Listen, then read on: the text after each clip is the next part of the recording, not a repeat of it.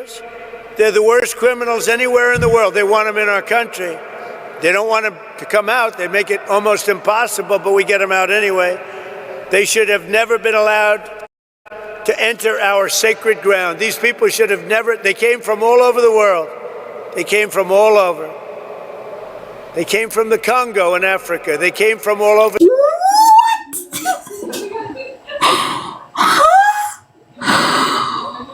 Oh my goodness! Why did you have to call it Congo like that? What the fuck?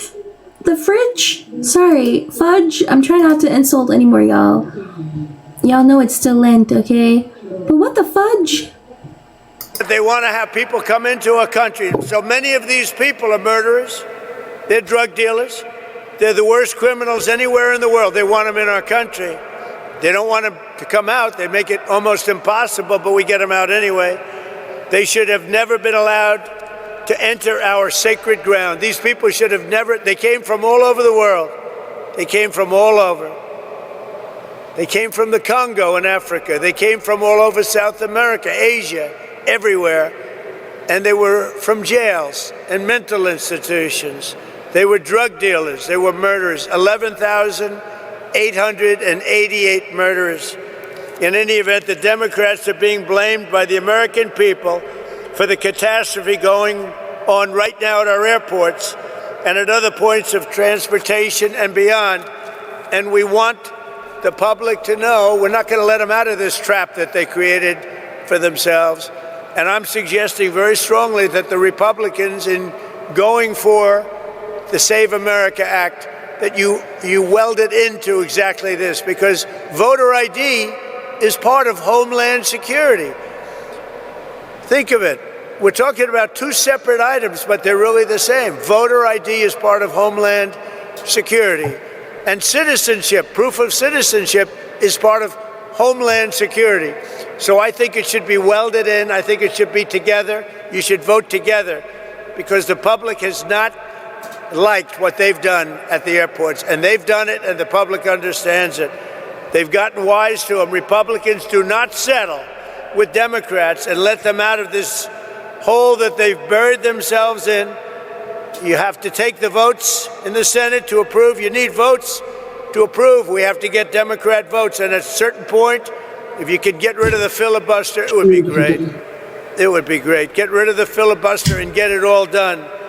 So we'll get it done. We want another thing. We can, or we don't have to, add those other items.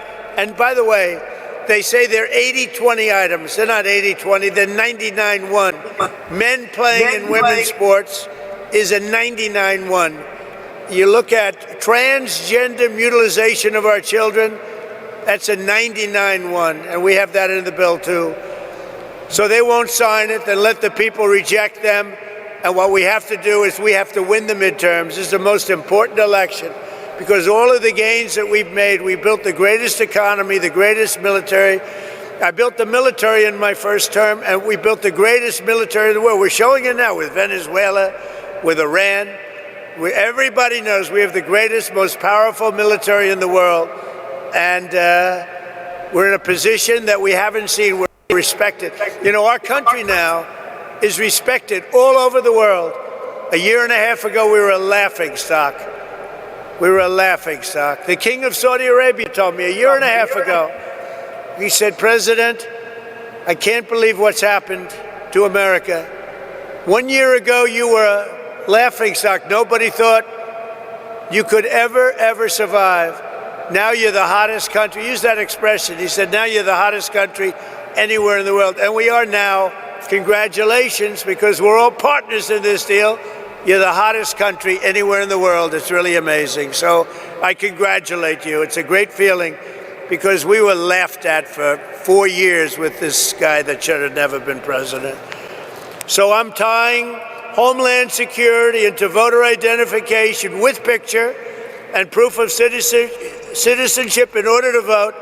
And those two items are the most important thing having to do with Homeland Security. It should be part of the Homeland Security bill.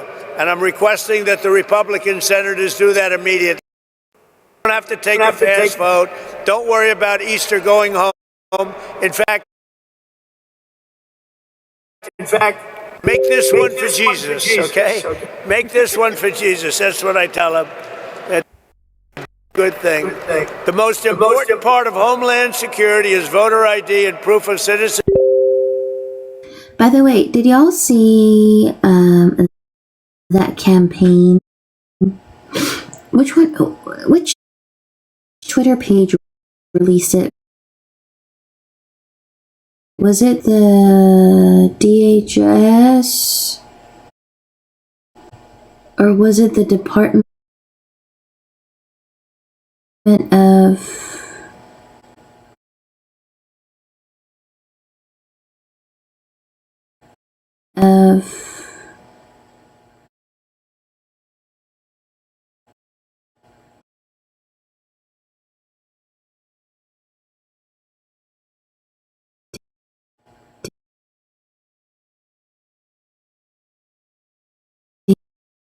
dang,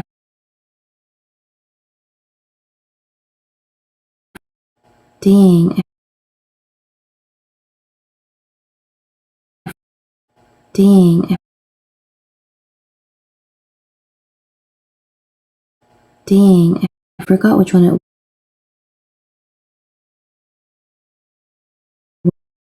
Dang, I forgot which one it was. Dang, I forgot which one it was. Dang, I forgot which one it was. Dang, I forgot which one it was. Where it was like, was where it was like, was where it was like.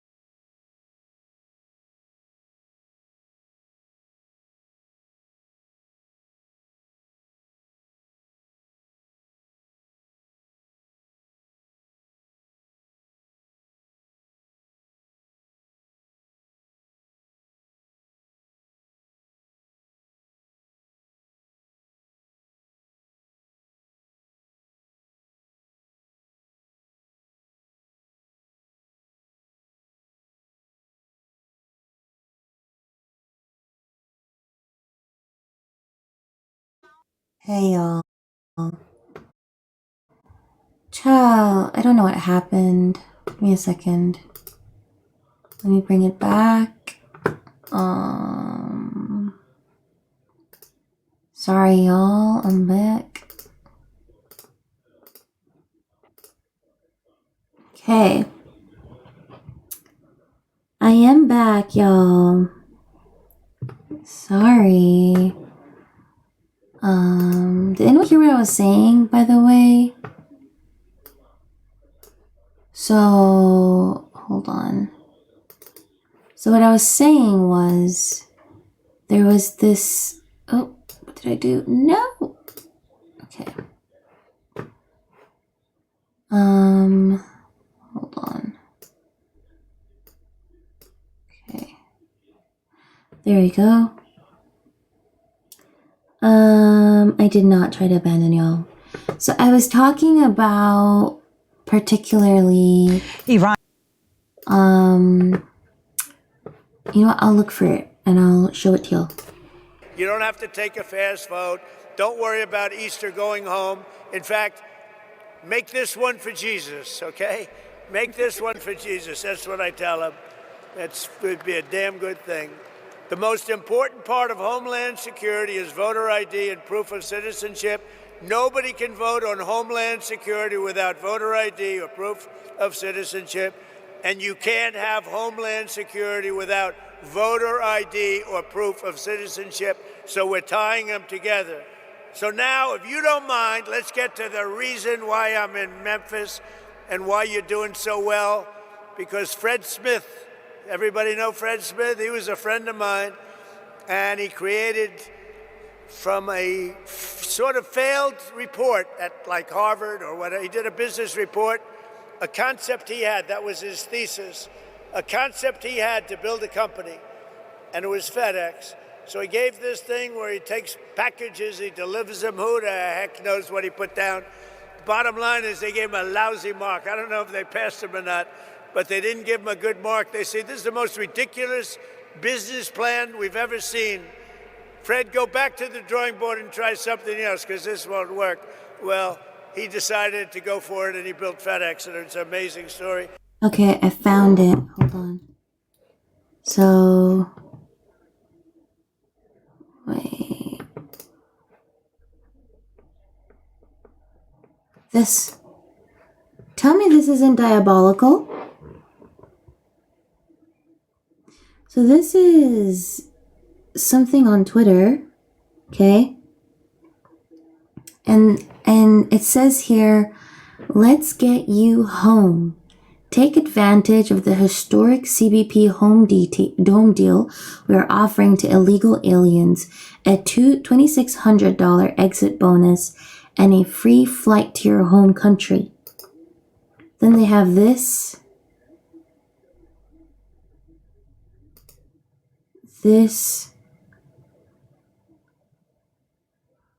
and this. Tell me this is not diabolical, y'all. This is the official American, Homeland Security page, by the way. If you go to their Twitter, right, and you just have to scroll down a bit, okay? Just have to scroll down a bit. Hold on. Where is it? It's on their Twitter page. Their Twitter page is diabolical. Hold on. It's right. Okay, when was this? I think March 16. So let's scroll down to March 16.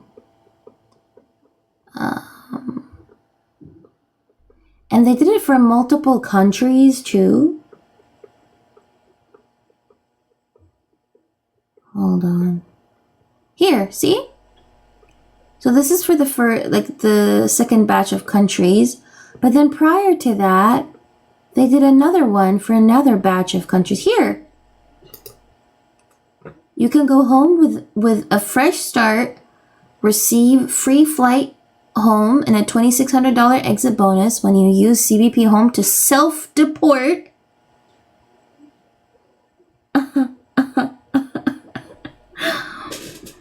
I'm sorry, the wording is diabolical. To self-deport. And then the photos they did was fly to India for free. Self-deport through the CBP Home app. Free plane ticket plus $2,600. Fly to Colombia for free. Fly to China for free. So, somebody posted this. Return to Europe for free. Somebody responded that to them. But yeah, like, I don't know, you know? I think this is genuinely diabolical how they're targeting like specific countries out in the open and doing like these ugly ass ads, basically targeting these specific countries.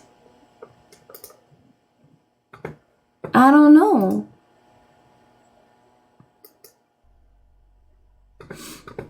But yeah, that's what I wanted to show you guys. I remembered it while he was talking. And he was a very good friend of mine, but he would tell me that he didn't know what to do about Memphis.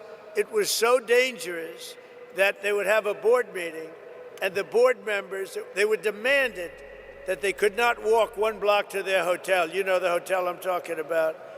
It was so dangerous. And now they tell me this is like an entirely different place. It's like Washington, D.C. In Washington, D.C., we had the same thing, and now it's amazing. It's such an honor to. If only more governors, your governor called, and he said, we love it. Your mayor has been terrific. Your mayor has been terrific. But look at the results that you've got. Look at the results. And everybody should do it. You know, if I was Chicago, Pritzker, he's a failed governor. All he has to do is say, President, we're having a problem in Chicago. Could you come in and fix it? We'd have it fixed in 2 months. It would be good. It would be good in 2 months. It would be great in 4 months. You'd have almost no crime. But he can't do it. And well, at least he can do basic math, you know? Damage in central Israel this morning. Oh, did you guys see what happened to Israel? Hold on. This is drone footage out of Israel from an Iranian attack that happened, I think, yesterday or before yesterday. Look at that.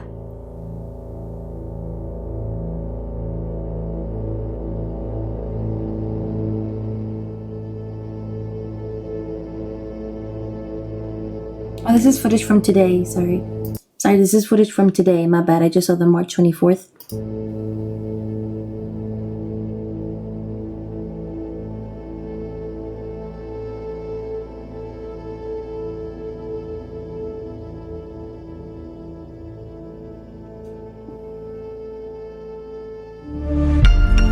Not gonna lie, Iran kind of cooking.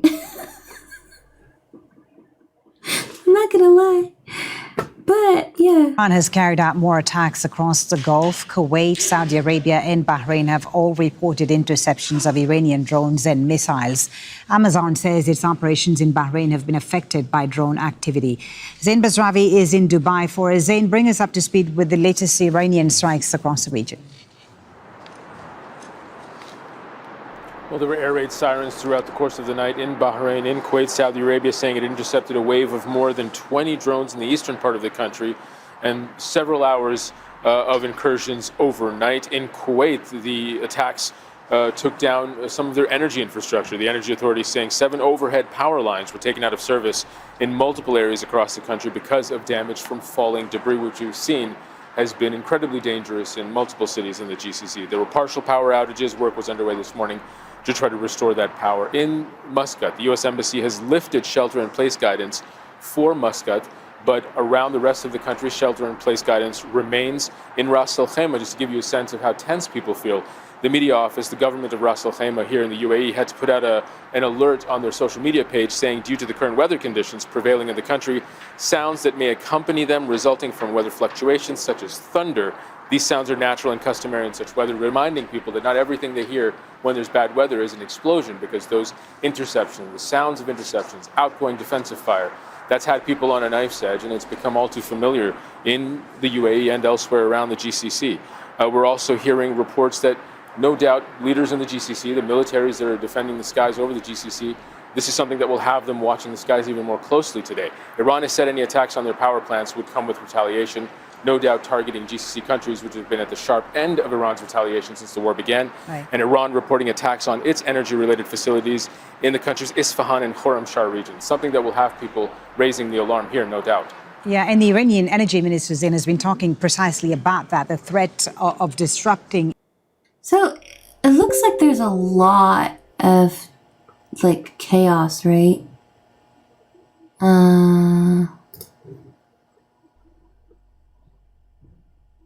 Did y'all know that the Department of War will be deploying 3,000 troops from U.S. Army's 82nd Airborne to the Middle East? By the way.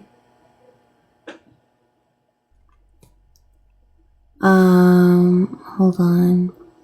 We're gonna go through all the updates, y'all. I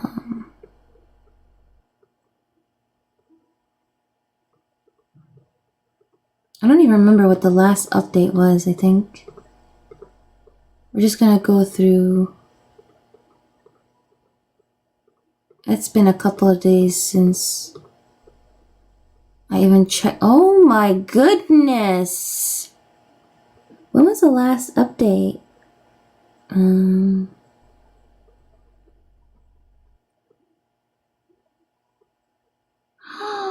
Where is this?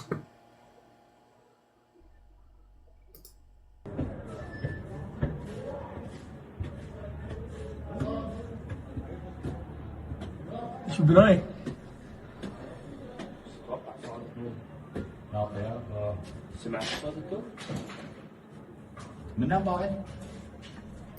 Wow, that was a US victory base in Baghdad, Iraq. Yeah, looks like I don't even remember when the last time I went live was.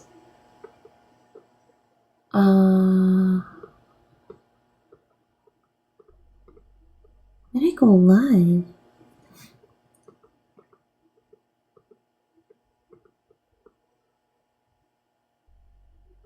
Was it March 14, I think?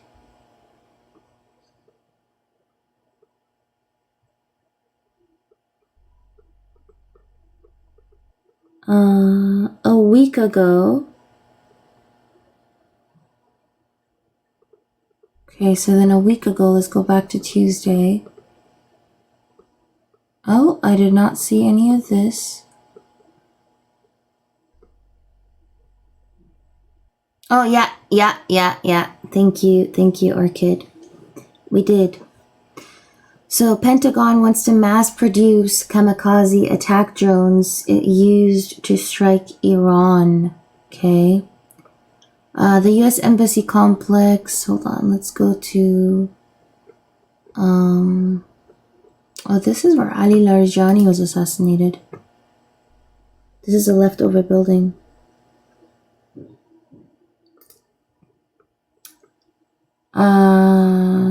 Okay, so let's. This is in Dubai? Holy shit.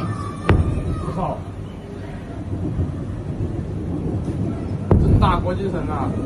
哦，我说那是什么东西啊？飞上去？导弹。不是说不打吗？不知道啊。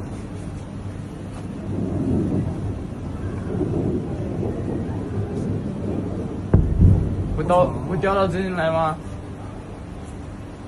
不会。哦哟。Oh my goodness, that was in Dubai, by the way. This is from last Tuesday. I'm doing all the updates with y'all.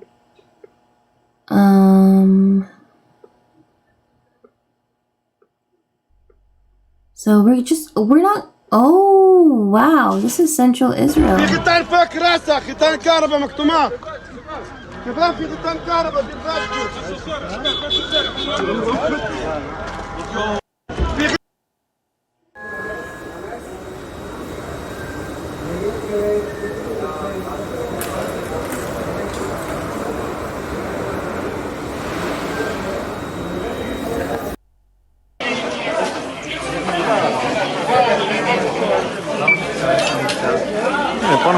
Yeah, so they're not even showing this, you know? So let's go. Okay, there we go. So since the start of the war, Iran has shipped 1.6 million barrels of oil per day from the port of Kharj, according to the Financial Times. Hours after President Donald Trump launched his attack on Iran, he called one of his favorite influencers, the far-right activist Laura Loomer, to bask in her praise. Oh my goodness. China announced it will send humanitarian aid to Iran, Jordan, Lebanon, and Iraq. Iranian Supreme Leader Mojtaba Khamenei rejected proposals sent to Iran's foreign ministry by intermediaries, telling a foreign policy meeting it is not the time for peace, a senior Iranian official told Reuters. A Medivik flight took off from Prince Sultan Air Base in Saudi Arabia, almost certainly carrying U.S. soldiers, likely headed to the Ramstein Air Base, Germany. This comes after the Saudi Ministry of Defense reported large waves of missile and drone attacks against the country throughout yesterday. So Iran launches cluster missiles toward Israel with multiple impacts in multiple areas throughout the day. Iran continues on attacks on multiple Gulf states with reports of attacks in the UAE, Saudi Arabia, Bahrain, Kuwait, and Qatar. The US and Israel continue attacks in Tehran, and the US says it carried out strikes on Iran's coastline near the Strait of Hormuz. Joe Kent, the director of National Counterterrorism Center under President Trump, has resigned due to the war in Iran. Hezbollah launched a large wave of rockets to northern Israel, and clashes continue on the border towns. Senior Israeli officials have told U.S. diplomats that Iranian protesters will get slaughtered if they try to take to the streets against the Iranian regime, according to the Washington Post. The Israeli assessment goes against their public messaging, in which they continue to call for a popular uprising against the Iranian government. The Strait of Hormuz situation won't return to its pre-war status, said the Iranian Parliament Speaker Kalibaf on X. The U.S. aircraft USS Gerald R. Ford is preparing to leave the Red Sea to undergo repairs at the U.S. Navy base in Crete, according to USNI News. The repairs are expected to last over a week and come following a large fire in the ship's laundry facility. Iran has assigned 3 to 7 replacements for each military role in case the current commanders are assassinated. Well,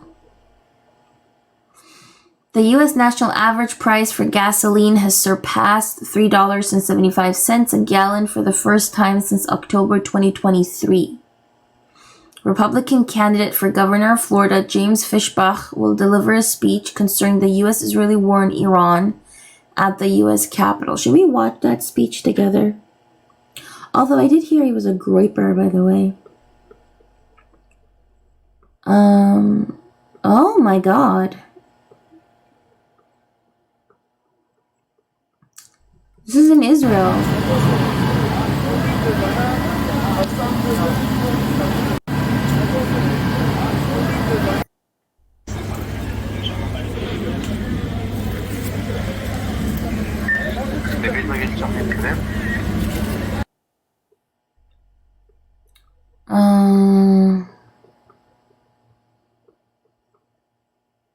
Ew.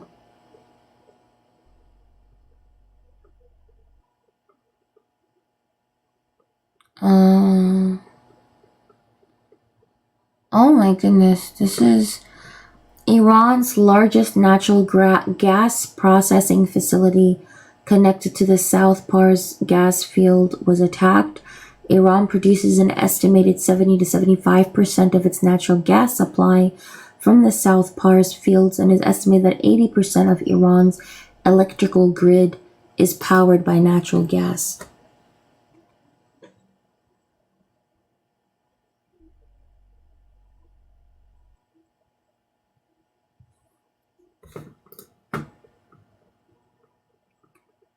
Okay, let's hold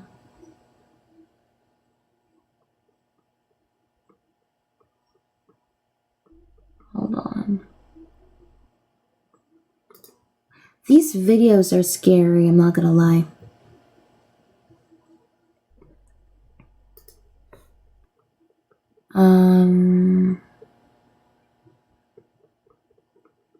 I'm trying to go to the... Okay, there we go, the recap. Israeli media says that according to the latest estimates, Hezbollah still has several thousand short-range rockets. According to Israeli media, Iran's intelligence minister Ismail Khatib was a target of an assassination strike in Tehran last night. Israel's finance minister Bezalel Smotrich has released a photo of his son in intensive care after he was wounded in clashes with Hezbollah. He can be seen on a ventilator. Clashes between Hezbollah forces and IDF soldiers are ongoing after Hezbollah ambushed and targeted 6 Israeli Merkava tanks in Tayyiba, southern Lebanon. NATO is deploying an additional Patriot system in southern Turkey. Israel attacked Iran's largest natural gas facility in South Pars. The U.S. signed off on it. Iran targeted large Saudi oil facilities, including the Riyadh Industrial Complex 2 and Saudi Aramco. Multiple ballistic missile impacts were confirmed and large fires are ongoing. Iran has struck and targeted Qatar's Ras Laffan refinery twice in the span of 12 hours. Large fires are ongoing. It is the largest natural gas export facility in the world. Iran targeted Israel with cluster munitions. Reports indicate multiple impacts, multiple wounded, and 1 confirmed death. Over $800 billion was wiped from the U.S. stock market as the Dow Jones posted its lowest close of 2026 so far. Brent oil is over $111 per barrel. Crude oil is over $98 per barrel. The U.S. is building up forces for an extended operation to secure the Strait of Hormuz. U.S. and Arab forces will provide troops while Israel provides intelligence. Satellite imagery and verified footage analyzed by ABC News suggests at least 10 radar sites have been struck, including expensive and sensitive systems critical to early warning networks. Analysis also identified over 25 strike locations across 7 bases in 5 countries, hitting facilities such as hangars, fuel storage, and logistics buildings. Radar systems in at least 7 countries were targeted, including ANTPY-2 systems linked to THAAD defenses and a phased array radar in Qatar. The full extent of the damage remains unclear due to limited satellite data. America's friends must help get out of an illegitimate war, Omani Foreign Minister Badr bin Hamid al-Busayri said. Iranian speedboats were seen leaving the scene after attacking a tanker in the Strait of Hormuz. Russian President Vladimir Putin has sent a letter to Iranian Supreme Leader Mojtaba Khamenei expressing his condolences over the death of a senior Iranian official, Ali Larijani. President Trump wants no more strikes on Iranian energy sites after Israel's Wednesday attack on a vital Iranian gas field. U.S. officials said Trump, who knew about the Israeli strike on South Pars in advance, supported it as a message to Tehran over its blockade of the Strait of Hormuz. The president believes Iran got the message and is now against attacks on Iranian energy infrastructure, the official said. The Pentagon has asked the White House to approve a funding request of over $200 billion. Yeah. It will need to go through Congress. UKMTO reported that a vessel has been struck by a projectile 11 nautical miles east of Horfakan, United Arab Emirates. The Trump administration is considering deploying thousands of additional U.S. troops to the Middle East as Trump weighs next steps regarding Iran, which could include an attempt to secure the Strait of Hormuz. The FBI is investigating Joe Kent for allegedly leaking classified information confirmed by Fox News and Semaphore. Okay.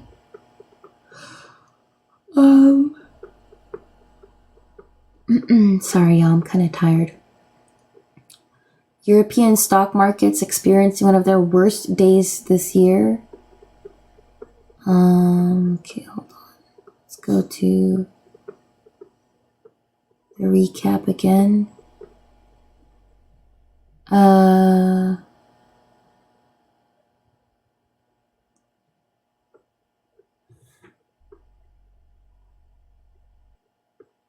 Okay. A drone struck the Mina Al Ahmadi oil refinery in Kuwait, resulting in a fire, according to the Kuwait Petroleum Corporation. A drone struck an oil refinery within Yanbu. Okay, do you guys not see a worrying trend? All these like natural gases and resources directly being attacked. What about the environmental damage? A drone struck an oil refinery within Yanbu's port in Saudi Arabia. According to the Kuwaiti Information Ministry, there was an additional attack on Kuwaiti refineries this morning. The same company owns the Mina Al Ahmadi refinery, which appears to have been struck at the same time. European stock markets are experiencing one of their worst days. The war in the Middle East has made bottled water 11% more expensive across India. Iran continues strikes on Gulf states. The US and Israel continue to strikes on western Iran and Tehran, with some strikes on southern Iran. Hezbollah continues to launch rockets into northern Israel and ambush IDF soldiers in southern Lebanon. Israel claims to have successfully targeted numerous Iranian ports on the Caspian Sea and dozens of military vessels in the area yesterday. Iran successfully struck the Bazan Group oil refinery in Haifa, northern Israel. This is one of only 2 oil refineries in Israel and is responsible for roughly 2/3 of Israel's refined fuel output. A U.S. F-35 fighter jet was forced to make an emergency landing in the Middle East after receiving a direct hit from what is believed to be an Iranian anti-air weaponry. This is the first F-35 to be successfully shot and damaged in combat in its history. A massive column of trucks went to Iran from Tajikistan. Tajik and Iranian opposition figures claim Tajikistan is using humanitarian aid as a cover to smuggle drones to Iran. Lloyd's List reports Iran is in talks with India, Pakistan, Iraq, Malaysia, and China regarding an Iranian-administered maritime corridor between Qashm Island and Larak Island in the Persian Gulf, followed by safe passage through the Strait of Hormuz. The United States is considering lifting sanctions on Iranian oil currently being shipped, an estimated 140 million barrels. The US and Israel have carried out 16,000 strikes on Iran since the start of the war. Hezbollah has released footage showing the targeting and destruction of multiple Israeli Merkava tanks. Several rockets were fired from Syria towards the Golan region of Israel in the past 24 hours. The U.S. military has accelerated the deployment of thousands of Marines and sailors to help reinforce its troops fighting against Iran. J.D. Vance is considering not running for president in 2028 due to family priorities. A warehouse in Bahrain is on fire after an Iranian missile targeted it, according to the Bahrain Ministry of Interior. So let's go to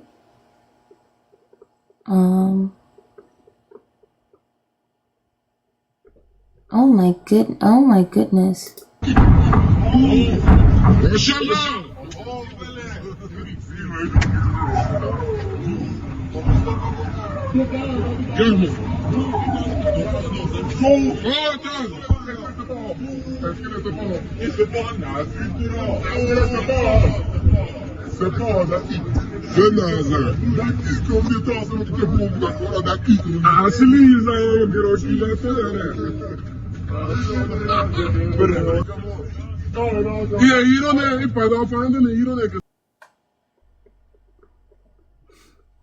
I don't know how it'd be normalized, I'm not gonna lie.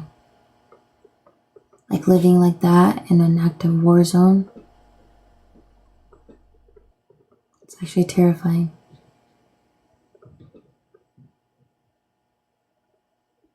That's my point. That noise is actually scary. Okay, so this is a Hezbollah rocket hitting in Israel. Okay.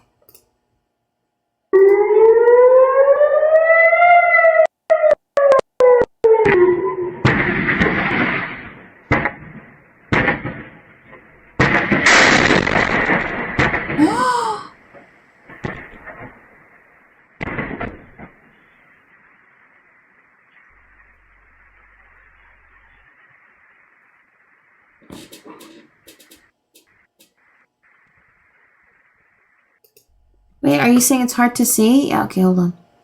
What about now? Is this better? Let's rewind that, okay.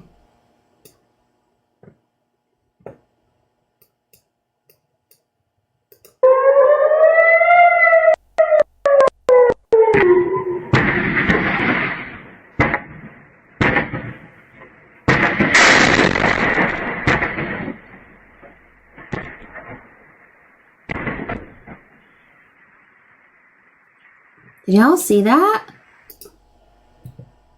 This is a missile from Hezbollah attacking in northern Israel.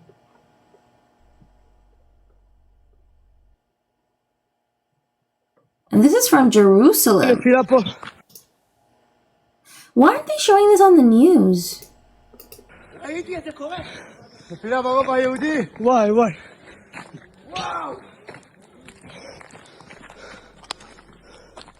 נפילה ברובע, נפילה פה. ראיתי את זה קורה. נפילה ברובע היהודי. וואי. It's crazy they don't show it on the news. Hold on.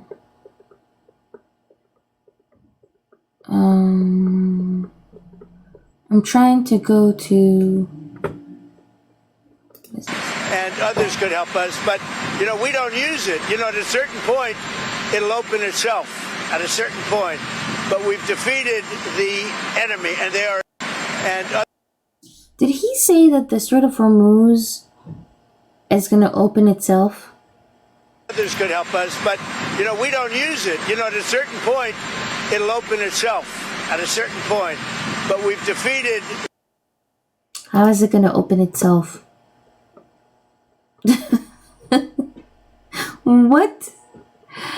How is it gonna open itself, bro? Okay, I can't show this. Apparently this is very graphic imagery. I don't want my live banned. And I've clicked... Oh my goodness.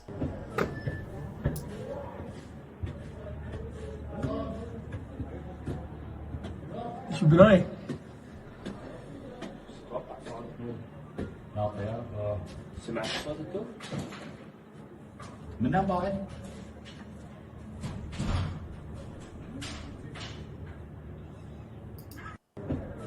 So that was the Victory base in Baghdad, Iraq. That was hit by multiple drone attacks.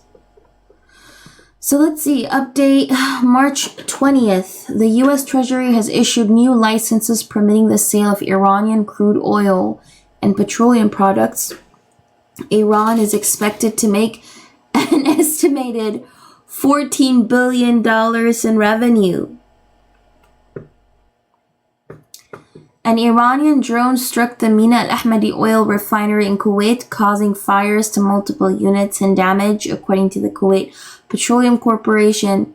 An oil tanker company reportedly paid Iran a $2 million fee for safe passage through the Strait of Hormuz. Iran is charging countries it favors a passage fee through the strait, according to the Financial Times. Israel attacked Syrian government positions and military camps in southern Syria during the night and later struck positions in Damascus in response to quote-unquote attacks on the Druze population. We eagerly await the U.S. Marines and are fully prepared to unveil our naval surprises for them, said the IRGC. I'm so sorry. Somebody is telling you,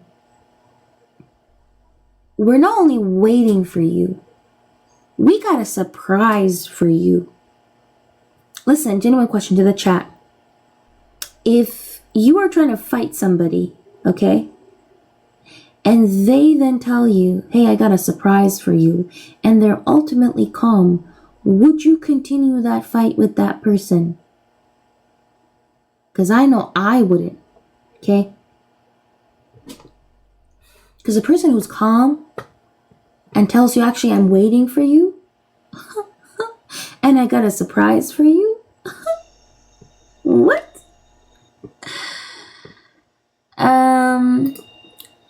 Iranian media report that the spokesperson of the Revolutionary Guards was eliminated. U.S. and Israeli strikes continue in western Iran and Tehran. Iran continues strikes on Israel and multiple Gulf states. Russia's Ministry of Foreign Affairs has summoned the Israeli ambassador to Moscow over the Israeli airstrike against RT journalist Steve Sweeney in southern Lebanon. NATO is effectively putting the NATO Mission Iraq operation on hold and withdrawing its 600 personnel from the country. Poland has also withdrawn its troops from Iraq today. 232 American troops have been wounded since the start of the Iran war, most suffering traumatic brain injuries. Of those, 207 have already returned to duty and 10 are classified as seriously wounded. The 11th Marine Expeditionary Unit and Boxer Amphibious Ready Group, originally set to deploy to the Indo-Pacific, have had their deployment processes accelerated and rerouted towards the Middle East.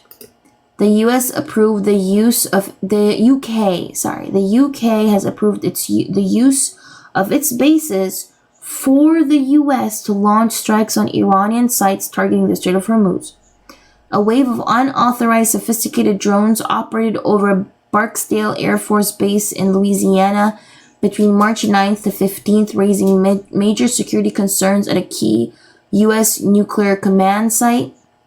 Iran has declared force majeure on all oil field developed by foreign oil companies.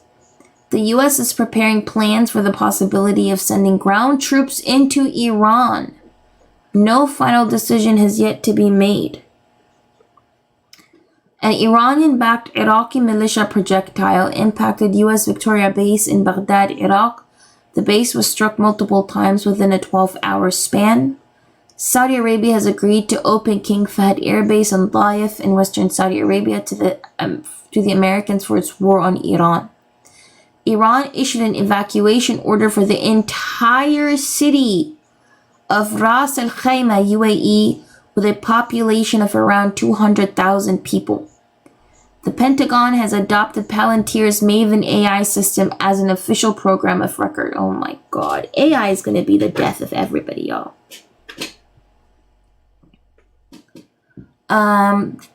Iran launched 2 intermediate-range ballistic missiles toward Diego Garcia Air Base. They were intercepted en route, according to the Wall Street Journal. Notably, Diego Garcia is about 4,000 kilometers from Iran, implying its missiles may have a greater range than previously acknowledged. Brent crude oil is up to $112 per barrel, while WTI crude is up to $98 per barrel. So let's continue. Oh my goodness, this is Western Iran.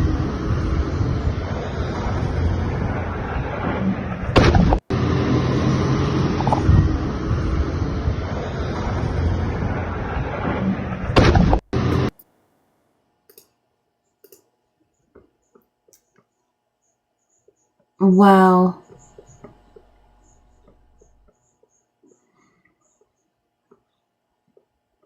Oh my god. This is... Do y'all see this? بسیج وزارت اطلاعات نجف آباد ترکید.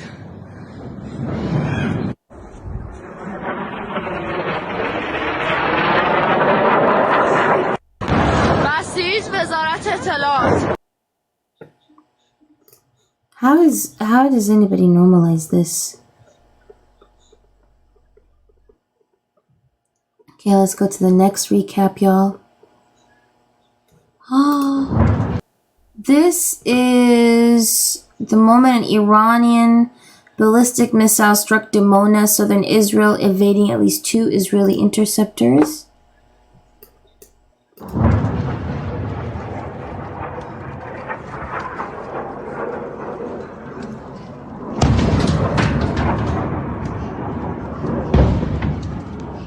Let's watch that one more time.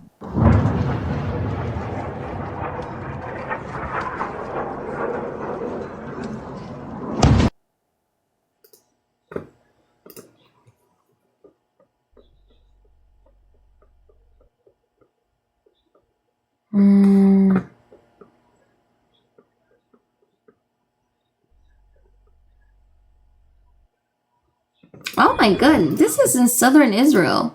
נפילה בערד ברחוב סימון ליד פרגור וליד כל המרכזים.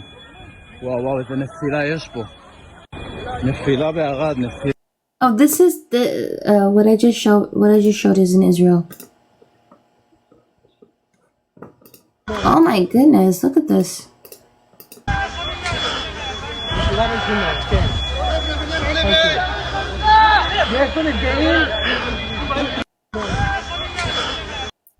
This is also in Israel, by the way.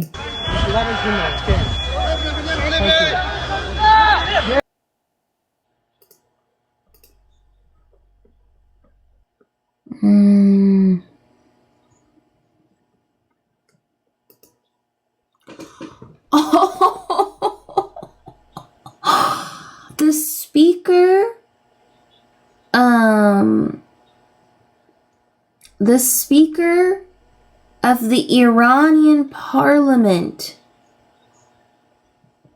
said this on Twitter. Are y'all seeing this?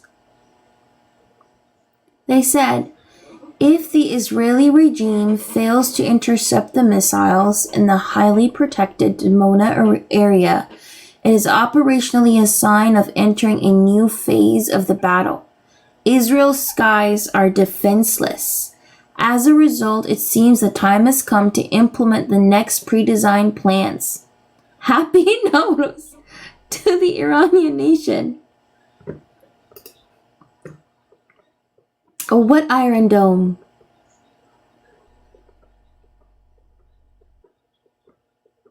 Yeah, what Iron Dome? Okay. The United States has blown Iran off the map, and yet their lightweight analyst, David Sanger, says that I haven't met my own goals. Yes, I have, and weeks ahead of schedule. Their leadership is gone. Their Navy and Air Force are dead. They have absolutely no defense, and they want to make a deal. I don't. We are weeks ahead of schedule, just like their incompetent election coverage of me. The failing New York Times always gets it wrong. President DJ. Iran already said it doesn't. It's not gonna. What's it called? Okay, let's say if Iran does not fully open without threat the Strait of Hormuz within 48 hours from this exact point in time, the United States of America will hit and obliterate their various power plants, starting with the biggest one, thank you for your attention to this matter. President Donald J. Trump.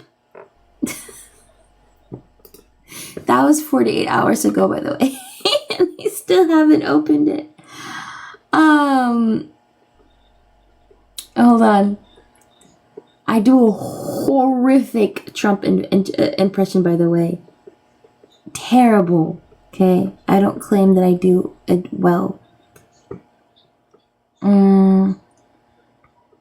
I do it terribly. So, we got March 21st recap. Iran's internet shutdown has been active for 21 days straight. The US and Israel conducted a joint strike on the Natanz nuclear facility. Israeli media reports that there was a loss of contact with Israeli soldiers in southern Lebanon earlier this morning. Ongoing search operations have been mounted and strict military censorship is in effect regarding this incident. US-Israeli strikes continue on western Iran, Bandar Abbas and Tehran. Violent street fighting occurred in the town of Naqarwa, southern Lebanon, between Hezbollah and the Israeli Defense Forces. The United States Air Force has confirmed to ABC News that multiple waves of unidentified drones flew over Barksdale Air Force Base in Louisiana for over a week without being stopped or intercepted. Israeli media is reporting that the Houthis are being pressured into the war by Iran and Hezbollah.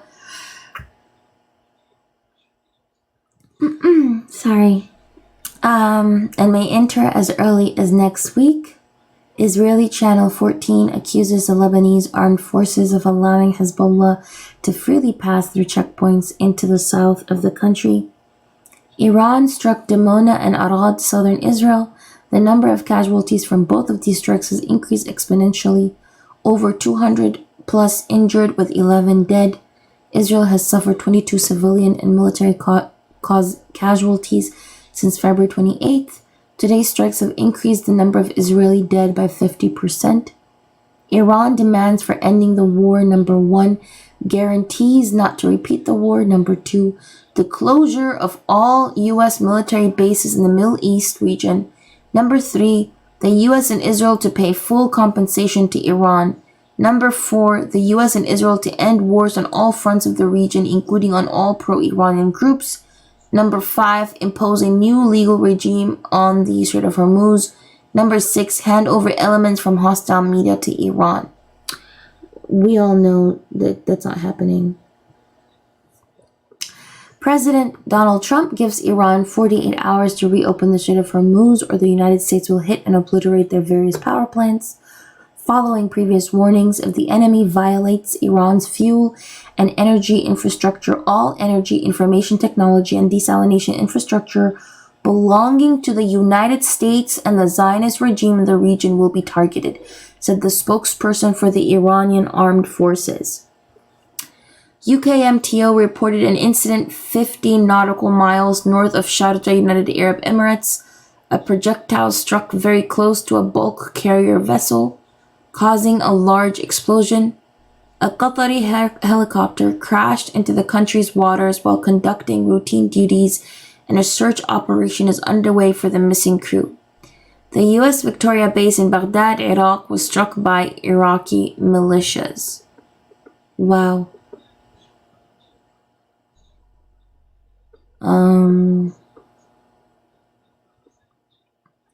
Oh, wow.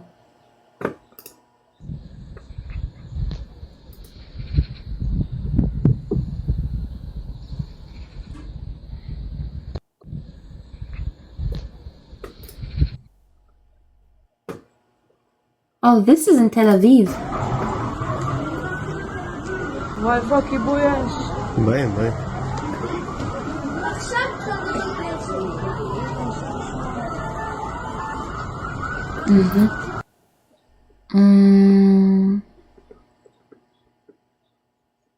Okay, let's go to recap. Y'all know what it is. What is this? We are taking out their missiles, their missile systems, and the factories that build those missiles. And now the General Kane Secretary Hegseth are leading a campaign to destroy all the fortifications along the Straits of Hormuz. Just to put a fine point on this, though, is the president in the process of winding down this war or escalating the conflict? Again, they're not mutually exclusive. Sometimes you have to escalate to de-escalate, Chris. Okay. NBC News is reporting. Uh-huh.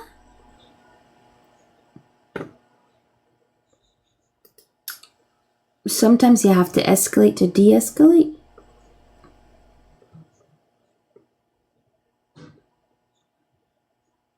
Okay. So this is the president of Iran, Masoud Pezeshkian, said, "The illusion of erasing Iran from the map shows desperation against the will of a history-making nation.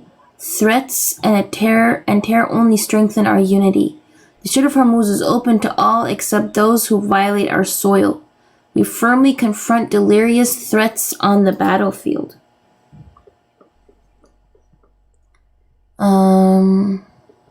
Wow.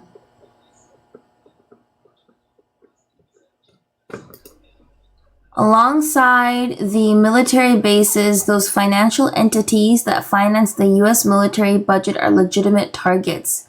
U.S. Treasury bonds are soaked in Iranians' blood. Purchase them and you purchase a strike on your headquarter and assets.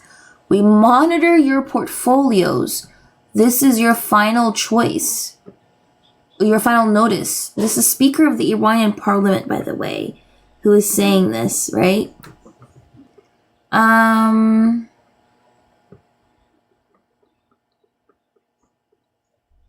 on.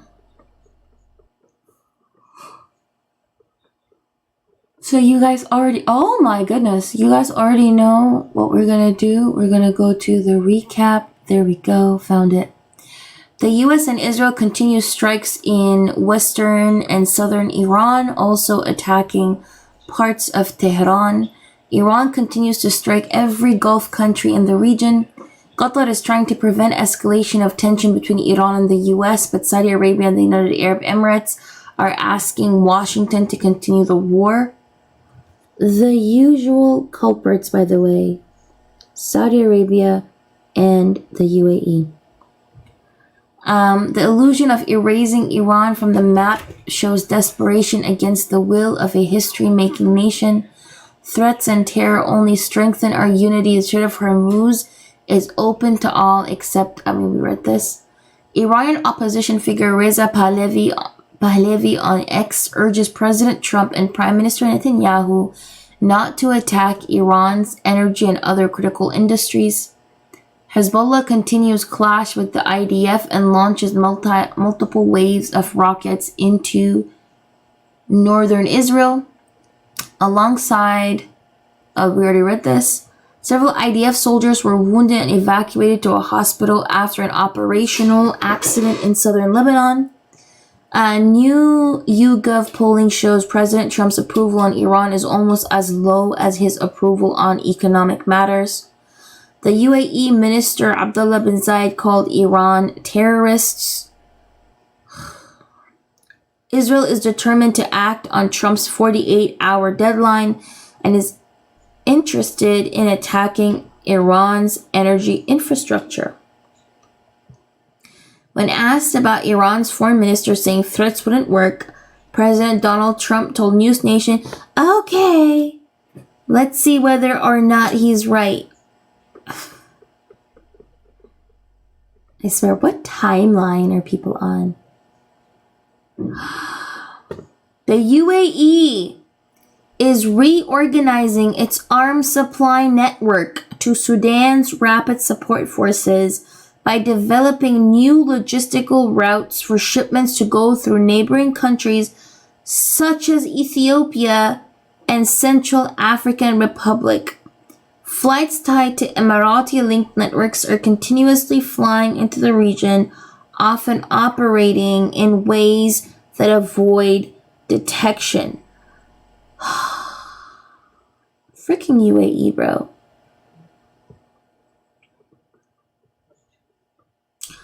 Oh my goodness. Everything is caps lock, bro.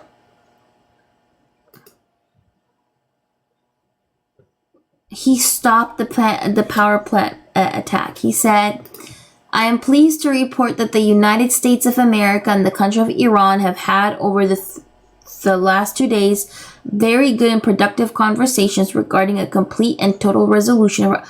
That's not true. Iran rejected that. Regarding a complete and total resolution of hostilities in the Middle East, based on the tenure and tone of these in-depth, detailed, and constructive conversations, which he misspelled which, by the way. He wrote which. Will continue throughout the week. I have instructed the Department of War to postpone any and all military strikes against Iranian power plants and energy infrastructure for a 5-day period, subject to the success of the ongoing meetings and discussions. Thank you for your attention on this matter. Yeah, this is from yesterday, by the way. So I'm almost done. Oh, here the recap. Okay, got it. March 23rd recap. Iraqi militant groups agreed to a 24-hour ceasefire to allow the full withdrawal of U.S. and NATO troops from Victoria Base in Baghdad. U.S. and NATO forces have fully withdrawn from all the areas of Iraq except northern regions, where some troops remain in Kurdish areas, marking a major development. U.S. and NATO troops have now fully withdrawn. Interesting. Due to the war in Iran, Vietnam, the Philippines, and Bangladesh are expected to run out of oil within 3 weeks. Wow. I wanted to also... Where is it? Where is this guy? Joined now by the U.S. Ambassador to the United Nations, Mike Waltz, and it's good to have you here in person. Thank you, Margaret.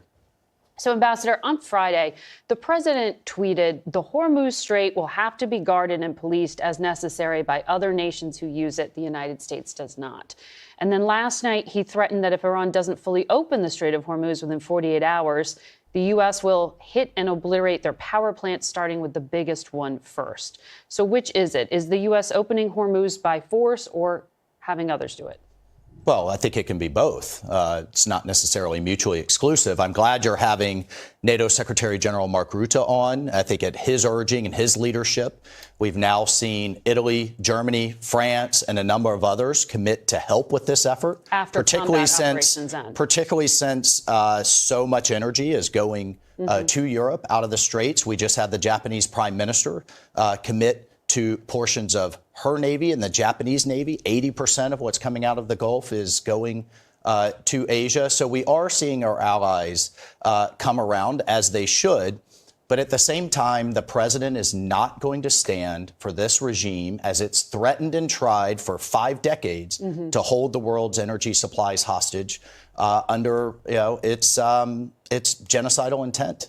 So some allies like the United Kingdom have talked about things like surveillance, anti-mining, anti-drone support for the United States, but in that appeal from the United States, I should say, in the Strait of Hormuz, but not until active combat ends.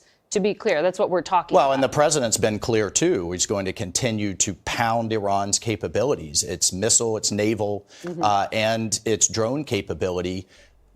Margaret, we have to take a step back. We've seen what it's doing now in terms of attacking ports, airports, civilian infrastructure, hotels, resorts, and what it's trying to do to global energy supplies. One can only imagine if it had a nuclear umbrella. One could only imagine if Iran achieved its aim to test, then you have Saudi Arabia wanting a nuclear program, perhaps the UAE, Turkey, or others. And when people ask, why does this matter to our security here at home, it should petrify every American that you could potentially have a nuclear Middle East awash in weapons. Well, they're not enriching. They weren't enriching leading up to this. This is what U.S. officials have testified to, but just on this point about what the president Well, they said couldn't he wants enrich to because do. of Operation Midnight Hammer that obliterated their ability to enrich. They had every intent to continue. They do have a nuclear power plant, Bushehr. It's Right. actually their largest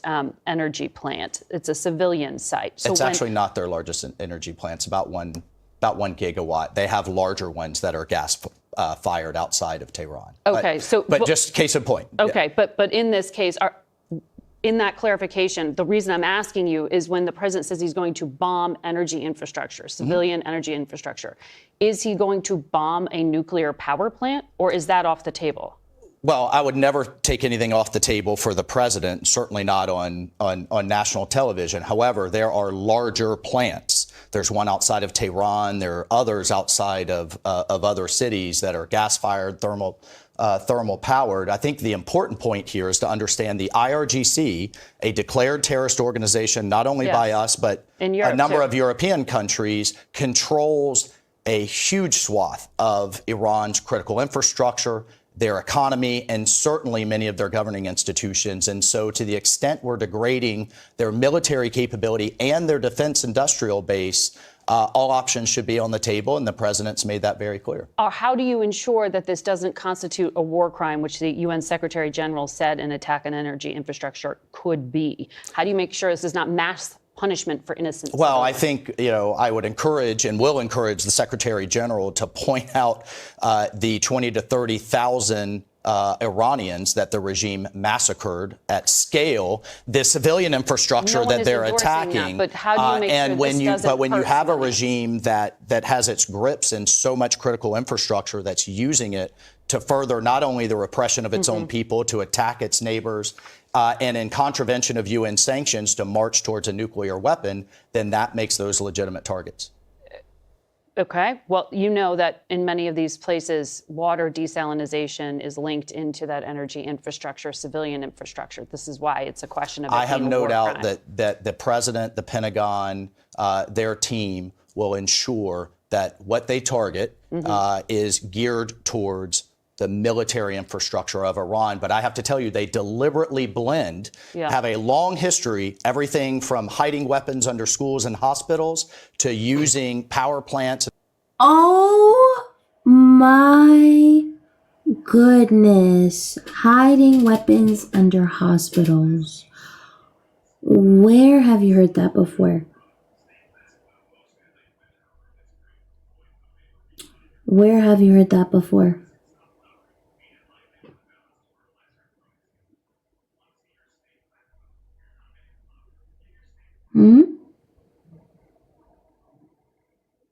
Doesn't it sound familiar to say that, oh, they have weapons, Gaza, And also, by the way, fun fact, the RSF in Sudan, well, not really a fun fact, actually, it's just a fact.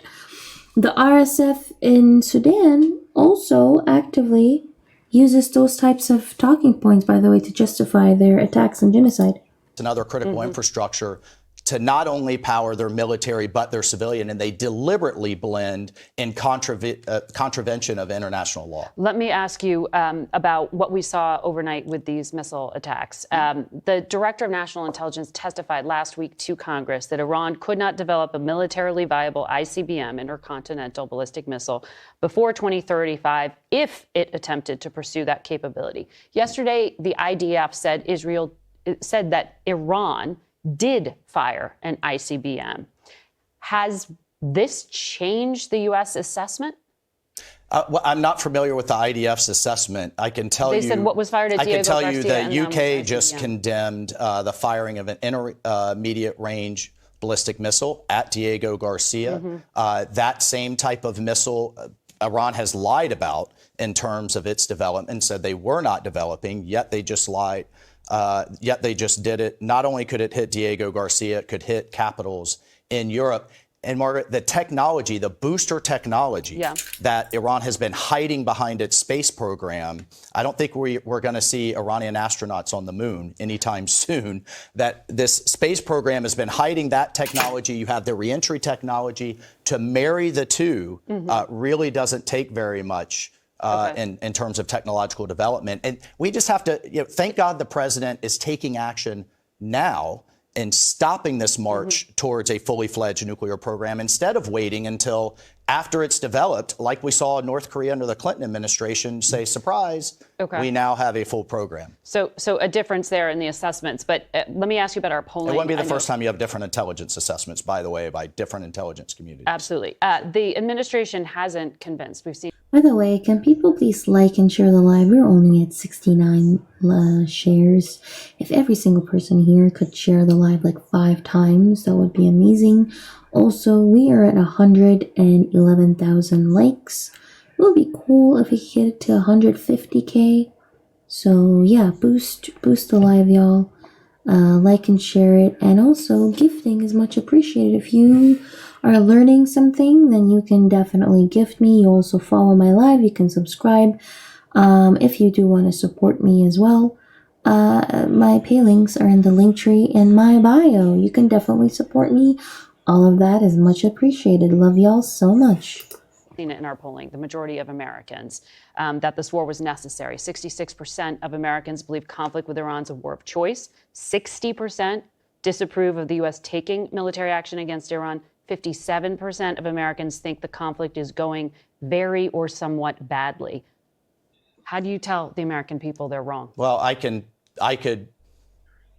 quote a whole slew of polls that show, for example, self-described MAGA Republicans give the president a 100% approval rating. A majority say the #1 job of the commander-in-chief is to keep Americans safe. I can point here to an NBC poll. 90% of Republicans, broader Republicans, support Trump's effort to destroy Iran's nuclear capabilities. And I have to point out that no one should be surprised here. President Trump has said Iran cannot have a nuclear weapon. 2016 campaign, 2020 campaign.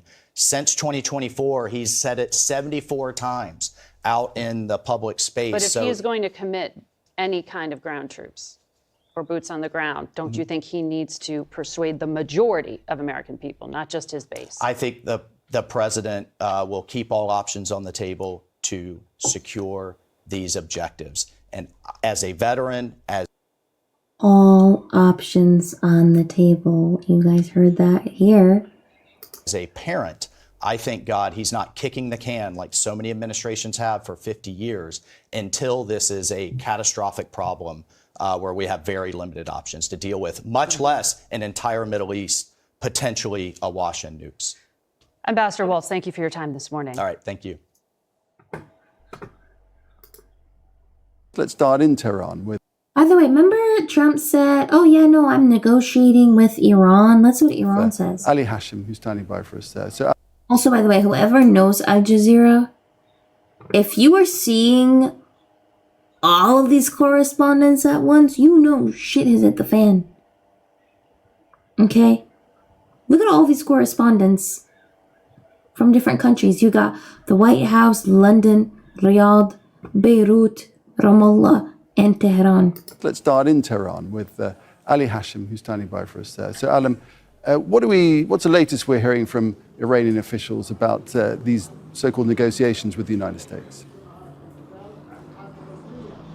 Well, Rashad, after a few hours of silence, we heard from the spokesperson of the Foreign Ministry, Mr. Ismail Baqai, denying there's any talks between Iran and the United States. After that, Mr. Mohammad Bakr Kalibaf, the Speaker of the Parliament, I'll read his tweet. He says no negotiations have taken place with the United States. Fake news is intended to manipulate financial and oil markets and to escape the quagmire in which the US and Israel are trapped. This is Mohammad Bakr Kalibaf, whose name appeared in some reports in the past hours that he is the man who President Trump described as an influential leader that the talks are taking place with. So for now, Tehran is once again saying nothing has changed with respect to the Strait of Hormuz. Nothing has changed with respect to the war, and there's no direct negotiations, or there is no negotiations going on with the United States of America. However, there are some messages that are being conveyed by regional players. And we read the Omani foreign minister tweeting on Oman's role currently in trying to find a framework for peaceful passage in the Strait of Hormuz. Of course, Oman is the second bank on the Hormuz Strait, so it's on the other side, it's on the southern side of the Hormuz Strait.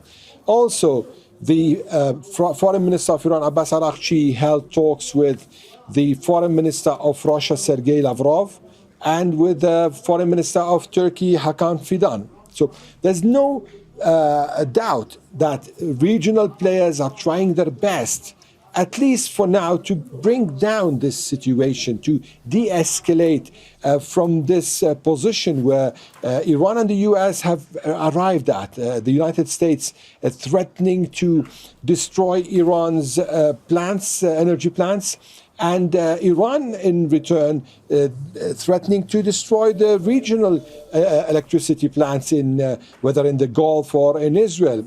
A step that could mean the de-escalation is very narrow, and that's why probably everyone right now is trying to bring both sides back to a level where there's a possibility to start a kind of a framework, for example, from the Strait of Hormuz. This could be an idea to start with, and it seems that there are attempts in this regard, but how would this be reflected on the ground? How will this be demonstrated? This is the big question, because the Iranians and the Americans currently aren't alone in this war. There is Israel too, and there is Hezbollah in Lebanon too, and there is the regional players, mainly the Gulf states, who were in the middle of this crossfire for the past 3 weeks. And there is also the international or the global economy too. So many stakes, many strings attached to this conflict. And this makes any package for a solution a package with several items. Each item would need on its own several weeks or months of negotiations. Ali, thanks for that. Ali Hashem. Wow. Let's go back to this. The Trump administration is quietly weighing Iran's parliament speaker, Mohammad Bagher Ghalibaf, as a potential partner and future leader in Iran, according to Politico. Ghalibaf denied that any negotiations or talks were taking place with Washington. It should be noted that Ghalibaf has always had very close ties to the IRGC hardliners and is seen as a hardliner himself. Regarding relations with the US and Israel, he was vocal about the need for direct confrontation with the United States after a 12-day war. 2 UN energy infrastructure sites in Isfahan and Kermanshah, Iran, have been attacked, according to the Fars news agency. Hezbollah succeeds today in restricting large ground force of the Israeli army and continues to challenge security of the residents of the north and the home front of Israel. Brent and WTI crude oil futures begin to rise again after briefly dropping. Yay! So now we are at, oh my goodness.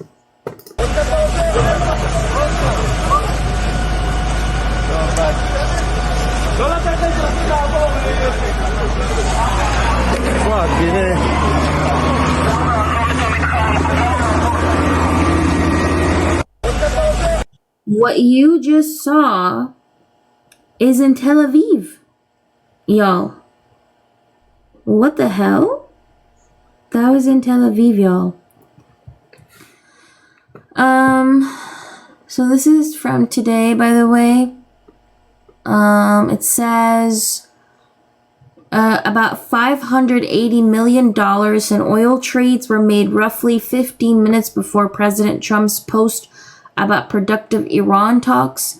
Nearly 6,200 Brent and WTI contracts changed hands shortly before the announcement, which was followed by a sharp drop in oil prices and rally in equities.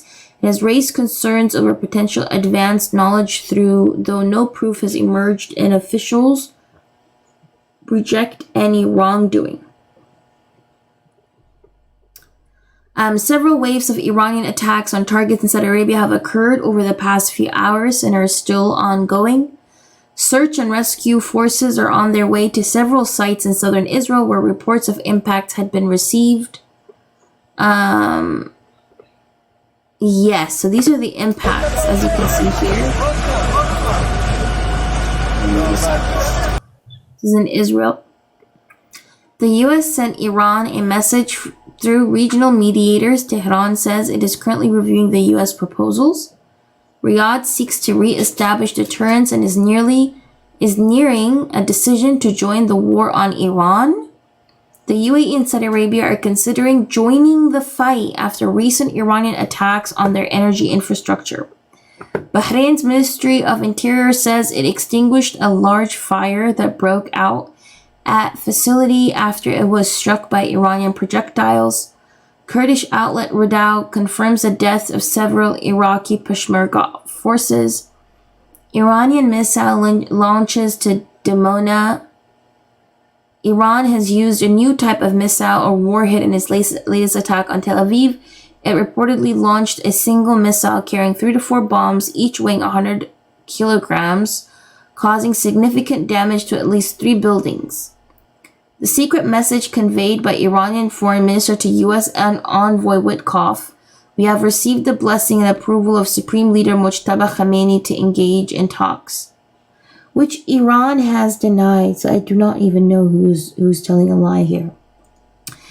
South Korea's Foreign Minister Cho asked his Omani counterpart for support with crude oil and LNG supplies during a phone call due to the effects of the Iran war.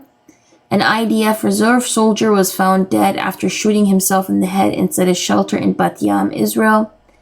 Hezbollah launches rockets towards Haifa, northern Israel. At least 20 rockets have been launched by Hezbollah. Several scenes of destruction in the Kiryat area in Israel. Senior U.S. officials are angered by rising Israeli settler violence in the West Bank and are demanding Israel to stop what they call settler terrorism and restore order, according to Israel Hayom.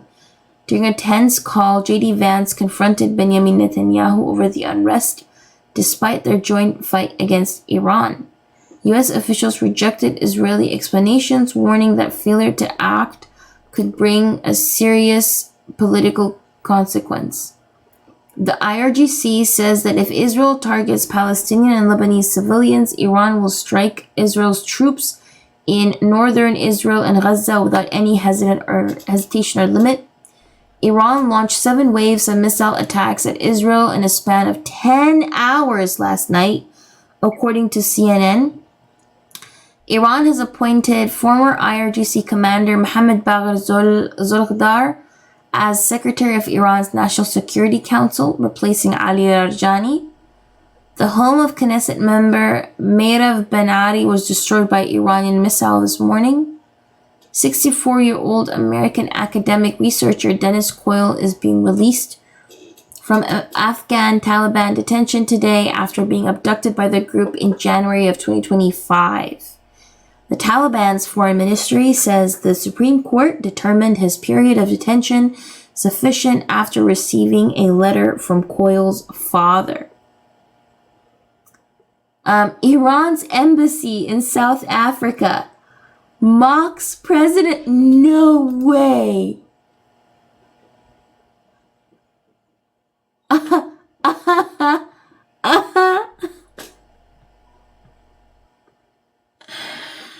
They released this fake message that is left on red to mock Trump.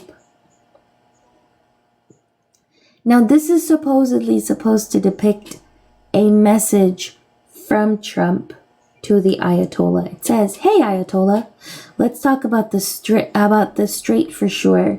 Ooh, that's good to hear. I will cease attacks for 5 days. Thank you for your attention to this matter." But nobody responded. It was instead left on red. And then in the caption, they wrote, in quotation marks, "good and productive talks with Iran."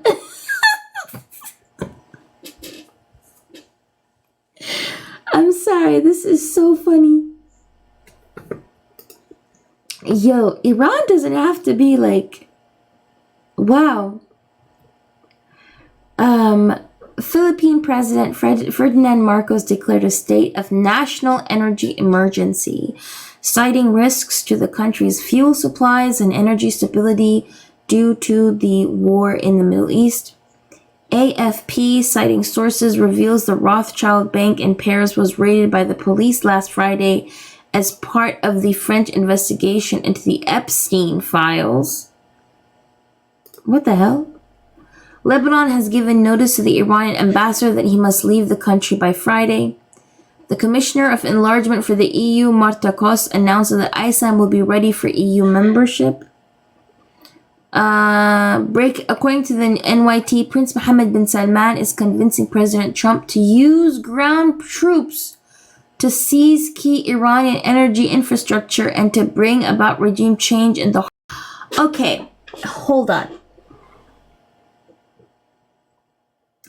I think Saudi Arabia knows America would lose. And that is... By the way, hold up. Y'all got me to over 150k likes. Feels just like 10 minutes ago when I asked you guys if you could get me to that goal. So I appreciate y'all, by the way. So thank you so much for the likes. Thank you so much for the gifts. Y'all are amazing. Just wanted to say that. But also,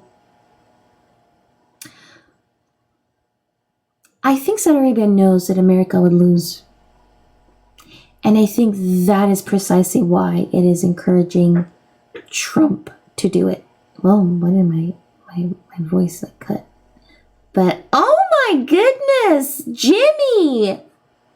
What the hell? What the hell? That was beautiful, Jimmy. Thank you so much. W, Jimmy. I appreciate you. So my analysis is, okay, W, Jimmy. W to all the gifters, by the way. I appreciate y'all genuinely. It really helps because it takes like a lot of labor, to do all of this work. So it does help when you guys support me because it also makes me feel appreciated. So thank you very much. I think, to back to what I was saying, I think Saudi Arabia knows that America is going to lose. And I think that is precisely why they're asking it, or they're encouraging it to do ground operation. I think the strategy that Saudi Arabia has taken, in my opinion, is let those two duke it out and destroy each other. That's what I'm getting. Saudi Arabia is like, and the UAE too are like, let them duke it out and destroy each other. That's what I'm getting, because why would they? They know that it's impossible, but they keep encouraging America, Mohammed bin Salman has also reassured Trump's concerns over gas prices and economic stability as only temporary. Interesting. No problem, Proud Navy. California is suing the Department of Energy to stop it from restarting the Sable offshore pipeline system, linking the Santa Ynez offshore platform to California refineries. According to early reports, Iran has launched a missile towards Beirut in retaliation for the expulsion of the... Oh my goodness, Iran. So now Lebanon is getting hit by Iran and by Israel. Qatar Energy has declared force majeure on certain affected long-term LNG supply contracts impacting customers in Italy, Belgium, South Korea, and China. The Iranian missile launched towards southern Israel carried a cluster warhead and shrapnel has fallen in areas, according to Israeli Channel 12. An Emirati soldier killed in Bahrain while repelling an Iranian attack. The Department of War will be deploying 3,000 troops from the U.S. Army's 82nd Airborne to the Middle East. The 82nd Airborne Division are an elite paratrooper division that specializes in airborne assault and infiltration missions, headquartered out of Fort Bragg, North Carolina. According to AFP, the Israeli military has confirmed a missile launch from Iran impacted Beirut. Iranian, Arab, and Israeli sources all reported the launch from Iran towards Beirut on Tuesday. Locals in Beirut claim there has been no impact and that the impact may have been from an interception. AFP cited the Israeli military, which claimed to confirm a missile was launched from Iran and fell in Beirut. The UK's Royal Navy will lead efforts to reopen the Strait of Hormuz and ensure safe passage of merchant ships. The plan is under development by the UK and France and seeks the support of the US. The US and a group of regional mediators are discussing the possibility of holding high-level peace talks with Iran as soon as Thursday, but are still waiting for a response from Tehran. Iran has said no, by the way. Iran has said no. Trump continues to bleed support with every demographic that voted for him, including men. Young men in particular who propelled Trump to power now strongly disapprove of him due to the economy stagnating and the Iran war too. Oh my goodness. Thank you, Orchid. That was beautiful, by the way. Thank you to all the gifters, W gifters. As of 3 minutes ago, there are currently alerts happening in Bahrain, right? So I wanted to play this short documentary because I think it gives you a better understanding of how the government is set up in Iran, and how even if like one person gets unalived, the other person will still get into power. On the 28th of February 2026, Iran didn't just lose its leader. It lost the man who stood above the president, parliament, the courts, and even the ballot box itself. Ayatollah Ali Khamenei wasn't just the head of state. He was the supreme leader, the highest authority in the Islamic Republic. Killed in a joint US-Israeli strike on Tehran, his death does not simply end here. It affects the very architecture of power he spent decades building. So who was Ali Khamenei, and what happens when the man who was the system has gone? To understand that, you have to understand the revolution that made him and the structure he spent decades shaping. By the way, one thing I wanted to show y'all too is this. Iran released this Lego film, by the way. It's Trump looking at the Epstein files. This is released by Iranian state media, by the way.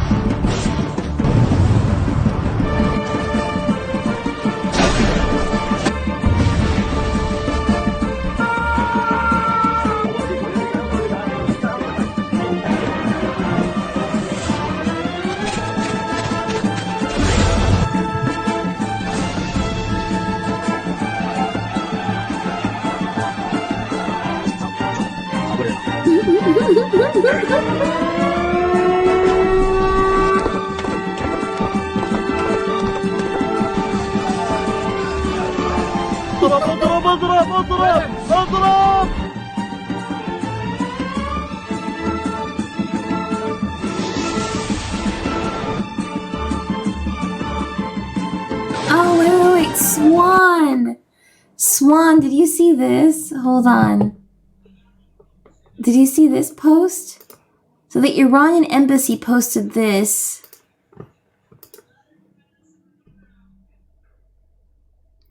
Which is literally a fake WhatsApp message from Trump that was left on read by the Ayatollah.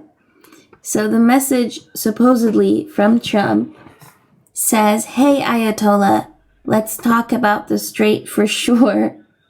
Oh, that's good to hear. I will cease attacks for 5 days. Thank you for your attention on this matter. And then as a caption, by the way, they wrote in quotation mark, "good and productive talks with Iran."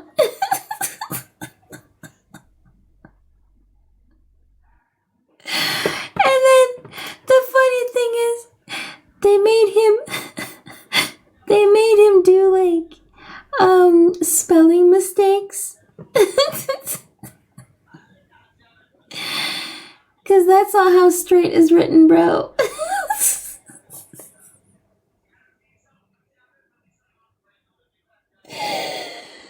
This is on Iran's Iran Embassy of South Africa's official Twitter page. I'm so sorry. Why are they so messy? What update is there? Oh my goodness. So, a former IRGC commander, best known as an architect of Iran's asymmetric warfare strategy, has said they have been waiting for years for an American ground invasion and has urged them to come closer. Oh, Lord. It says here, "For years we've been awaiting the Americans' entry into the designated points, and for over 2 decades we've been training with the asymmetric warfare strategy for this very moment. Now we have just one message for the American soldiers. Come closer." Oh my goodness. Do y'all know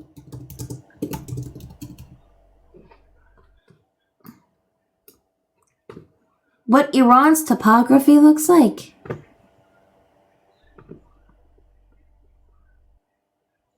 Hold on.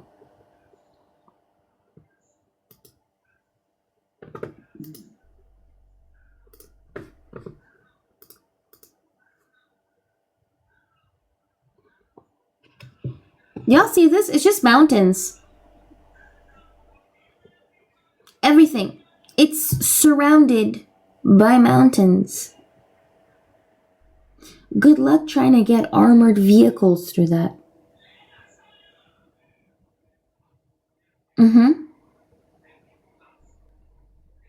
Right? Right? So, yeah.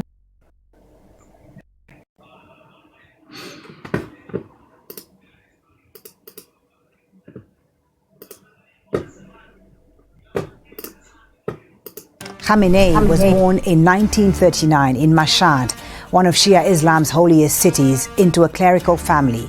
At that time, Iran was ruled by a monarch, the Shah, who was determined to draw the country into a future closely aligned with the West. The Shah of Persia has been paying a state visit to President Truman. Growing up under the Shah, Khamenei developed a firm conviction that Iran's destiny was being decided elsewhere by Western governments and by a monarch who many of his opponents saw as a Western puppet. By the 1960s and 70s, Khamenei had joined a growing underground opposition to the Shah and his Western stance. He was repeatedly arrested, jailed, and then exiled until protests gave way to revolution. In 1979, the Shah was toppled in the Islamic Revolution. This was led by the exiled cleric Ayatollah Ruhollah Khomeini, and he returned home to become the founder of a new state, the Islamic Republic of Iran. Ali Khamenei was not the face of that moment. That was Khomeini. But he was part of the inner circle. He was an apprentice, moving through revolutionary councils, building networks, helping shape the security apparatus that would protect the new regime from coups, rivals, and counter-revolution. This is key to understanding him. Khamenei's politics were forged in the belief that the revolution is never over. It's something you defend forever. Then, in 1981, a bomb hidden inside a tape recorder exploded during one of Ali Khamenei's speeches. He survived but was left with lasting injuries. مسئله این است که این انقلاب یک انقلابی است که با اسلام مردم سر کار داره. In the young Islamic Republic, survival carried with it meaning. این صدای انفجاری که رخ داد مربوط به یک حرکت منافقانه رذالت آمیزی بود. The revolution was still fragile, threatened by opponents inside and outside Iran. That same year, Ali Khamenei became president while Iran was already a year into a brutal war with Saddam Hussein's Iraq. This 8-year conflict scarred the republic. It entrenched a belief that Iran stood alone and that isolation was safer than dependence. But even as president, Khamenei was not the center of gravity. In Iran, the president manages, the supreme leader defines. When Khomeini died in 1989, Iran faced a succession crisis. Under the constitution, the supreme leader was supposed to be a grand ayatollah, a marja-e taqlid, one of the highest-ranking clerical authorities in Shia Islam. Ali Khamenei was not a grand ayatollah. Being a Hujjat al-Islam wa al-Muslimin at the time, he didn't have the required religious rank for the office. But politics can outweigh theology. The Assembly of Experts selected him regardless. Soon after, the constitution was amended, effectively lowering the clerical threshold and elevating political authority over religious seniority. The system adapted to fit the man. And in doing so, it revealed something fundamental. Legitimacy in the Islamic Republic is not only about rank, it's also about control. Khamenei did not inherit an immutable structure. He spent the next 3 decades turning it into one. To understand Khamenei, you have to understand the architecture he presided over. Iran is not simply a republic. It is a theocratic state layered over an electoral one. There are elections. Iranians vote for a president And this is why a regime change is almost impossible. Do y'all see how that is? So on top is the supreme leader. Under him is the judiciary branch, the guardian council. And then under them, you have the assembly of experts, the president, and the parliament. And doing a regime, yes, they do vote. Doing a regime change is just impossible. over an electoral one. There are elections. Iranians vote for a president and a parliament. But those candidates are first vetted by the Guardian Council, a body half appointed directly by the Supreme Leader and half nominated by a judiciary he himself appoints. Above it all sits the Supreme Leader, his commander-in-chief of the armed forces. He appoints the head of the judiciary. He controls state broadcasting. He names the clerics who shape the Guardian Council. He has the final say over foreign policy, war, intelligence, and the nuclear file. Even the Assembly of Experts, the clerical body empowered to choose or dismiss the Supreme Leader, is elected from candidates filtered by that same Guardian Council. The system fragments decision-making. Presidents administer, Parliament legislates, clerics deliberate, but every path leads upwards. Parallel to that authority sits the security apparatus. During Khamenei's tenure, the Islamic Revolutionary Guard Corps, the IRGC, expanded its reach with its own ground forces, Navy, Air Force, and intelligence wing operating alongside the regular army. Over time, they also moved into construction, energy, and telecommunications, becoming an economic and political power. To police the streets and suppress dissent, Khamenei relied on the besieged forces, and under his rule, this complex, layered structure hardened. Presidents came and went, but he remained. When reformists tried to modify the system, they came up against its limits. After a disputed election in 2009, the Green Movement filled the streets, but the crackdown that followed made it clear where the ultimate authority lay.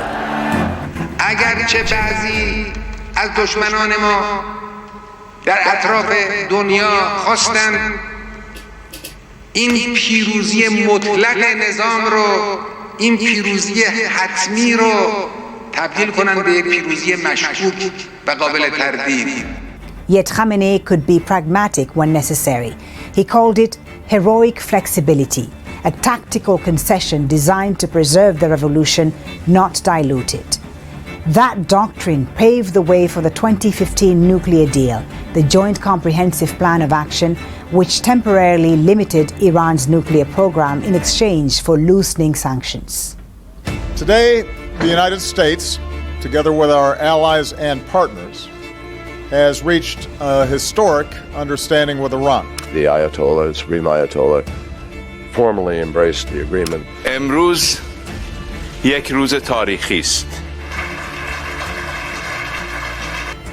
When the United States withdrew from the agreement, I don't know about y'all, but this is a good short documentary, by the way.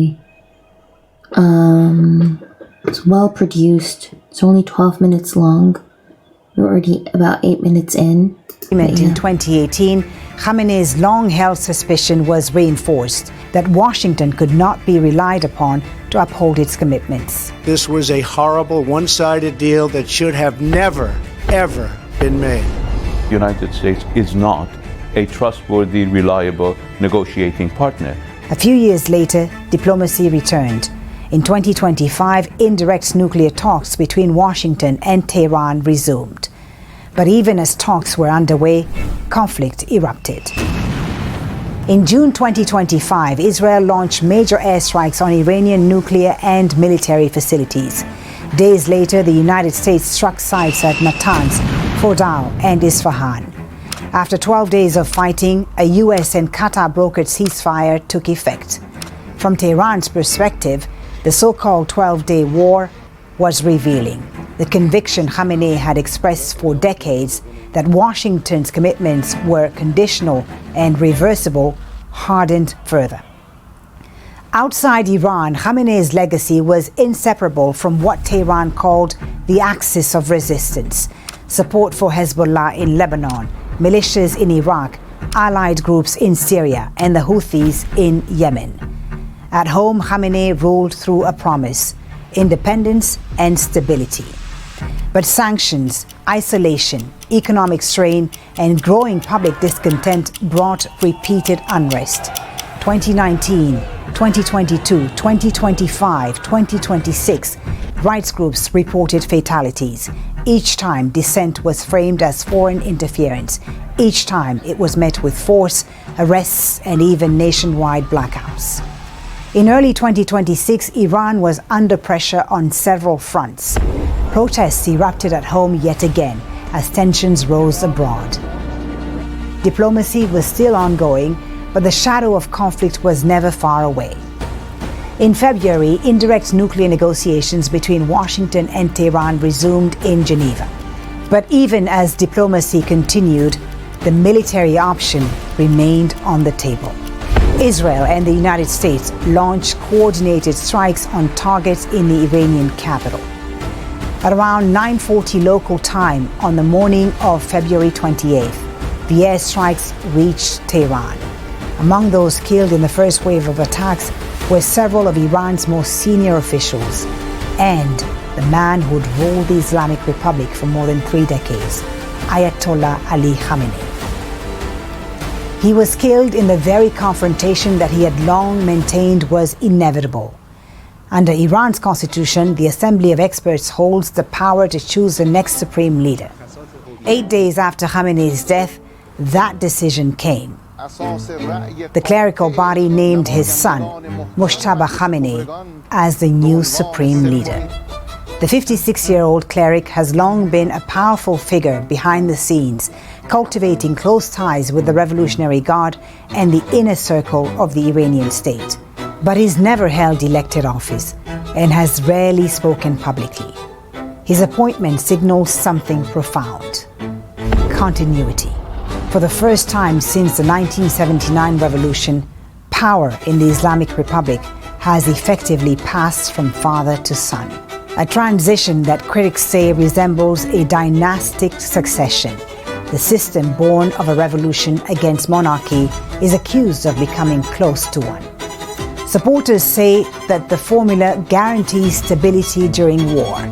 Detractors say it concentrates power even further.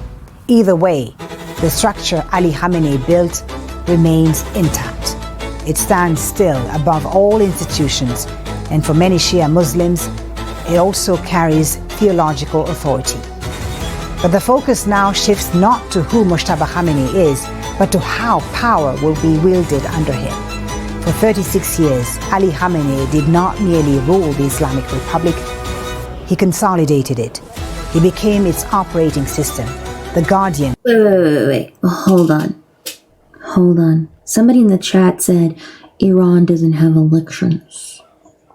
You need to vet your what's called, right? They do have elections. Okay? Iran does hold elections for a lot of positions. You could say that the elections are tightly controlled by certain government bodies like the Guardian Council, which has to vet candidates to ensure loyalty to the IRGC principles, but they do have elections. They actually elect a president every 4 years through popular vote.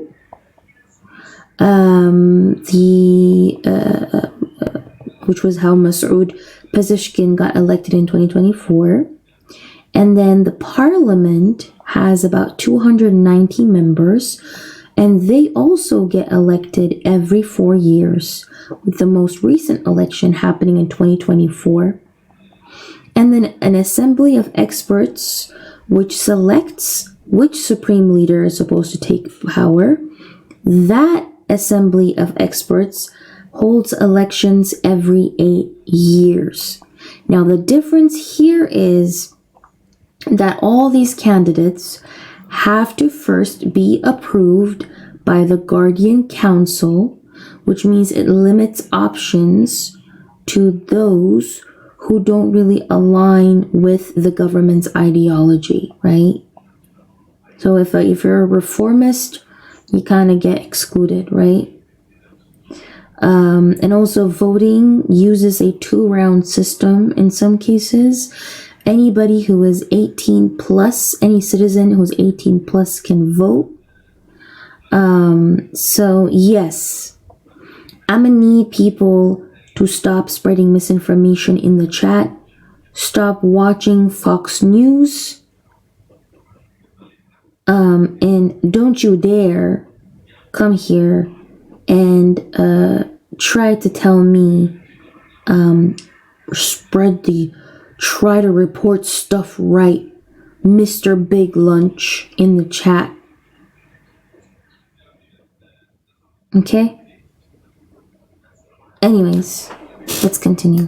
Of a revolution that never truly allowed itself to end. Now the system he built enters a new chapter, one without him, but still shaped by him. Because the system Ali Khamenei built was designed to outlive him. The question now is whether it can survive the very war that killed him. That's a good end. The question is whether it can survive the very war that killed him. The video that I was watching, by the way, is you can find it in Al Jazeera English, and it is called "The System Built to Outlive the Man." So, Iran, the system built to outlive the man. That's what it's called. I personally think it was a really good guide.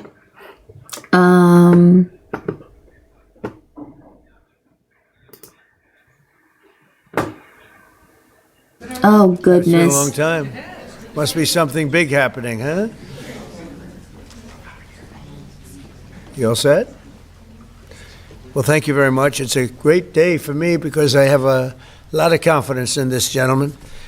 And we're thrilled to swear in our new Secretary of Homeland Security, a great American patriot, to put it mildly, Mark Wayne Mullen. And I want to just say, Mark Wayne, congratulations. Great. Thank you. You deserve it. You're a great man. Let me also thank Secretary Mullen's beautiful family, including his wife, Christy. Thank you. his sons Jim and Jace and Andrew, and daughters Lara, Ivy, Lynette, and other members of the Mullen family. It's a beautiful family. And we know this guy, he's our big top wrestling guy. I won't wrestle him for anything. An all-American wrestler, huh? Good, you have good genetics in that family. Proud of you. Thanks as well to Attorney General Pam Bondi, Chairman Jason Smith, Congressman Josh Gottheimer, former Speaker of the House Kevin McCarthy, and many other friends that are gathered with us. It's great group of people. For 13 years, Mark Wayne has represented the... Hold on. This person said P3Dophilia is not forbidden in Iran. Real J, do you think P3Dophilia is like people are reprimanded for it in the West? Because if that were the case, how come countless Western politicians and just politicians globally are able to grape children and get away with it? Let's not go down that route, okay? Incredible state of Oklahoma, a state that I won 77 out of 77 counties 3 times in a row, so they like me there. Second. Hi, Matt. Thank you for the gifts. I appreciate you, Matt. Was Ronald Reagan at 56. Did you know that? 56. That's not bad. But 77, it's 77 out of 77, I think, right? That's not bad. But he was there in Congress as a member of the House, and then... Be like dorky and poetic and find meaning in nothing and then make it something. Okay. So I was like, oh, you know, like he's trying, so that's nice. But So wait, it wasn't the snail line? No, it wasn't the snail line that got me. Was the date already bad before the snail line? Because he thought that was the turning point. No. I mean, he made fun of me. What? Like how? Well, we were just talking about poetry and stuff, you know, like you do at places where people will go and talk about poetry. And makes sense. Yeah. So he asked me, you know, who my favorite poet was, and I told him, and he just laughed at me. He just made fun of me, and for it, so I thought, wow, this guy's kind of a joke. Oh, wow. So you brought up your favorite poet and he laughed at your taste? Yeah, just shut me down. Like, Did you tell him that? We talked about it. We kind of felt like we were arguing and going back and forth, and it was just not comfortable. And I like how he asks your opinion and then says, that's a bad opinion. yeah, maybe he thought I was joking, but I definitely wasn't, because my answer was one of my biggest inspirations. So when he shot me down, I was like, wow, this guy's a f***ing ass. Wow, yeah. Okay, well, who's your biggest inspiration? So I said that my favorite poet was Dr. Seuss, and he laughed at that. That's awesome, though. And now the guy in the background's laughing. Great. Yeah, but You don't expect people to talk about great poets, and then I mean, maybe you do. I don't know. I'm not a big poetry guy, but I wouldn't think Well, I Dr. mean, Seuss like. I thought she's kidding. See, yeah, I mean, like, it doesn't matter, like, anytime I bring it up, everyone's going to think that I'm kidding, like it's a joke. And see, he's laughing again. Sorry, I'm sorry. Oh my God. I can tell you're frustrating. You're getting upset, and Jose laughs at everything, Yes. so don't worry about that. Okay, he laughs at everything. But Okay. I will tell you this: Mark is actually on the other line listening and wants to talk to you. Oh my God, are you serious? Sorry if that makes you even more upset. Oh my God. Sorry. Dr. Seuss? That's what this is about? Well, yes, that's what offended me. Like, you really hurt my feelings because I, vulnerable like a little snail, opened up and told you something that I liked, and then you just like shoved it right back in my face, and it was rude. I was like, I genuinely you have no thought you were respect kidding. No, you have no respect for me. So why would I call you back? It's not that I don't have respect for you, Lizzie. We had a great time. I'm just saying Dr. Seuss is who inspired you to be a... I mean, what is Well, that? yeah, I mean, obviously you cannot get past that. Then, like, if you can't, deal with the real me, then you don't deserve it. So. One fish, two fish, red fish, blue fish is not a poem. I think it is. Yeah, it rhymes. It definitely is a poem. It's a poem for children. I thought we were talking about real poets. I thought we were having a grown-up conversation, and then you start talking about, everyone loves the Grinch, but I'm not 10 years old anymore. Mark, you need to back off right now. What? am I offending you right now? Does anyone else there actually think Dr. Seuss is a real poet? Well, oh, come on. Truly. Maybe the people that bought the over 600 million copies of his work that was sold, yeah, maybe that counts for something. What have you sold? Ouch. Okay, well, maybe I haven't sold anything, but did Dr. Seuss go to open mics every weekend trying to, perfect the craft? No, he did not. Do we know that for sure? I don't know. I don't. Maybe Dr. Seuss did go to open mics. That'd be awesome. I guarantee Dr. Seuss never opened up to a live audience in a dive bar. I bet he was at home scribbling down children's writing. I can't believe how ignorant you are right now. He went to Dartmouth College. I'm sure he had to speak in front of many people. How do you know so much about him? That's interesting. Like I told you, and you didn't listen to me before, he is one of my biggest inspirations. So, yeah, I'm going to know some stuff about him. And, you don't even have a clue what you're talking about. You're the one that called me. Look, if I wanted to be a hack like Dr. Seuss and write about cats and hats and bats, then I could. And you know what? I could probably sell 1 million copies. But I don't. I go up there and I talk about my feelings and the world around me like a real poet's supposed to. I find it hard that I even have to defend myself in regard to Dr. Seuss. Other than writing children's books and poems, I mean, he's very political and he has all kinds of hidden symbolism in Green Eggs and Ham. And oh my God. No, that's not. What is the symbolism in Green Eggs and Ham? Food poisoning? Bad meat? Yeah, Michael, why don't you go back to your own apartment and write your whiny poems about your ex-girlfriend, because that's clearly the only type that you can get. Oh. Well, okay, great. Why don't you just go back to the bookstore and sit in the children's section on a mini stool and read your pop-up books? How about that? Ouch. Yeah, it would be more pleasant than talking to you, that's for sure. I thought for sure we would get you on the phone, Mark, and you'd apologize and say, oh my God, I didn't mean to diss your inspiration. I'm sorry. I would have if she didn't double down on it. I mean, good Lord. Is that not what this whole phone call is about? Just to make fun of me some more? No, it was to try to get you a second date with Mark, which, if you would like a second date with Mark, Lizzie, we will pay for it. Would you like to go out with him again? No, hell no. That is the last thing that I would want to do. I'd rather go sit in the children's section of the library and read pop-up books, thank you. It does sound pretty fun, actually. Never call me again. Wow. Hey, Mark? Yeah? No second date for you, man. I'm sorry.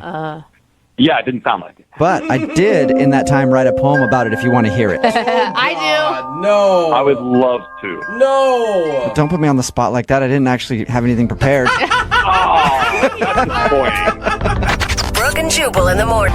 Judging by the text messages we're getting in at 78592, it's official. Dr. Seuss is a real poet. Mm-hmm. I think so. If you missed today's second date update, that was taped when Brooke was still here. She's out on maternity leave. Jackie is filling in. But Mark wanted to call Lizzie. They met at a poetry night, an open mic night. She was there, saw him performing, and liked him. So they hung out a little bit, and she wasn't calling him back. Why wasn't she calling back? Well, because he was very offended that she said her favorite poet was Dr. Seuss. And then people get offended. Yeah, just went on to rip her about her tastes in poetry. Just like, you don't understand what a real poet goes through. I think he even said the line, did Dr. Seuss go to open mic nights every week and work on his poetry? I doubt it. He didn't have to. And Dang. It's like a hardcore poet. yeah, everybody texting in at 78592 can't stand this guy and said he's super pretentious and she shouldn't go out with him. And she decided to not go out with him again. Good. Unfortunately, because I think they would have made a great couple. He could have really taught her a lot about poetry. Remember, if you want to do a second date update, all you have to do is email the show, and we will call the person who didn't call you back. But you should know if you're out with someone who's a poet and you bring up Dr. Seuss, that's the reason they're not calling you back. Moving 92.5.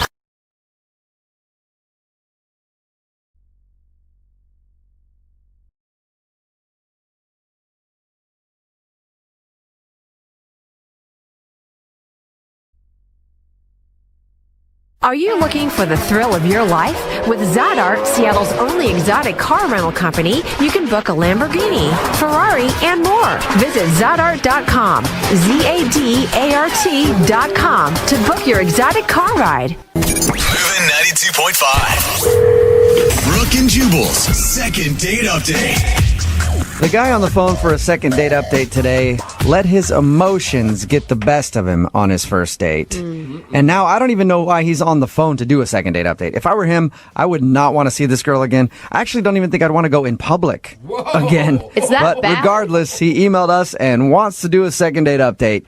His name is Keith. What's up, Keith? Hey guys, how's it going? Oh my God, Keith, I feel like you should be embarrassed for yourself, but I don't really know why yet. Yeah. Your email was crazy, man. I cannot believe what actually happened on your first date. We'll get into that in just a second. But first off, how'd you meet the girl that you want to call today? What's her name? Allison. Allison. So how did you meet Allison? We met through an online dating site. Okay, that's pretty normal. I just haven't dated very much, and my friends finally convinced me to start doing some online dating, and I tried a couple of like the free online services, and just they were terrible. I had terrible experiences. Yeah, the free ones are never good. He sounds like the memory is still haunting him right now. Oh yeah, PTSD. Like one girl I met within the first 5 minutes of our date, she asked me how much money I made. Whoa! Oh. Do you make a lot of money? I realize it's the first couple minutes we've met, but now I want to know. Yeah. Having flashbacks. And when I wouldn't tell her, she literally was like, all right, well, this is done. And she left, and it was over. Wow. I can't believe you even continued online dating after such a horrible experience. I know. And then the worst part is it didn't get any better. I met this other girl on a date, and she brought her dog, and I kid you not, she talked to the dog more than she talked to me. Oh, man. All right, so you've had a bad run. Yeah, on these free. So I finally was like, okay, I'm going to sack up. I'm going to pay for like a paid service because maybe the quality will be better, you know? So right. Is this the first date that you went on off of that paid site? Yeah. Oh. And this one sounds like it went very well. I mean, at least for you. Yeah, comparatively speaking, it started out great. Met Allison. We went to brunch. Oh, that's a fun date. Yeah, and just from the moment I saw her, instantly I knew like there was something there. She was gorgeous. I couldn't believe it. Okay, and then right off the bat, she didn't ask you how much money you were making, or she didn't have a dog with her, so that's a plus. She's off to a great start. But I feel like you've lowered your standards so much compared to the other incidences that you had. Yeah, I mean, I know my standards had been kind of lowered, but she was like better than I ever would have expected. She was smart, she was cute, she was sweet, and she just seemed normal. She just seemed like a normal person that I had a really great connection with, and it kind of caught me off guard, and I just was like starting to feel like overwhelmed, but in a good way. Like I was swooning, and I just got caught up in the moment, and that's when I think I messed up. Yeah. What could you tell everybody what happened, and then explain why you did this. Okay, just try and understand all the context. So, so we meet, we're hanging out, the date's going great, and it just keeps getting better and better and better. And she gets up to go to the bathroom. And at this point, I'm like, my heart is just like overwhelmed, like it's overflowing. I'm like, she's the one. Like she has to be. I know it sounds crazy, but I felt it. And so while she was in the bathroom, I decided to do something crazy. Oh no. Yeah. So when she gets back, she sits down and she looks at me and she can kind of tell I have something I want to say. So I look to her and I say, look, I know we just met, but there's something I need to tell you. And she says, okay. And I straight up told her I wanted to spend the rest of my life with her. Oh my God! Yeah. What are you doing? Like I'm breaking out in hives just even hearing that. And I love love. Yeah, no, I know it sounds crazy, even me saying it right now. But I don't know. I just was in the moment. I couldn't help it. It's like I would have regretted it forever if I didn't. I made a ring out of a paper napkin, and I got down on one knee in the restaurant. And did everybody see this, or was it just you two? Oh yeah. People were like applauding. They were smiling. What did she do?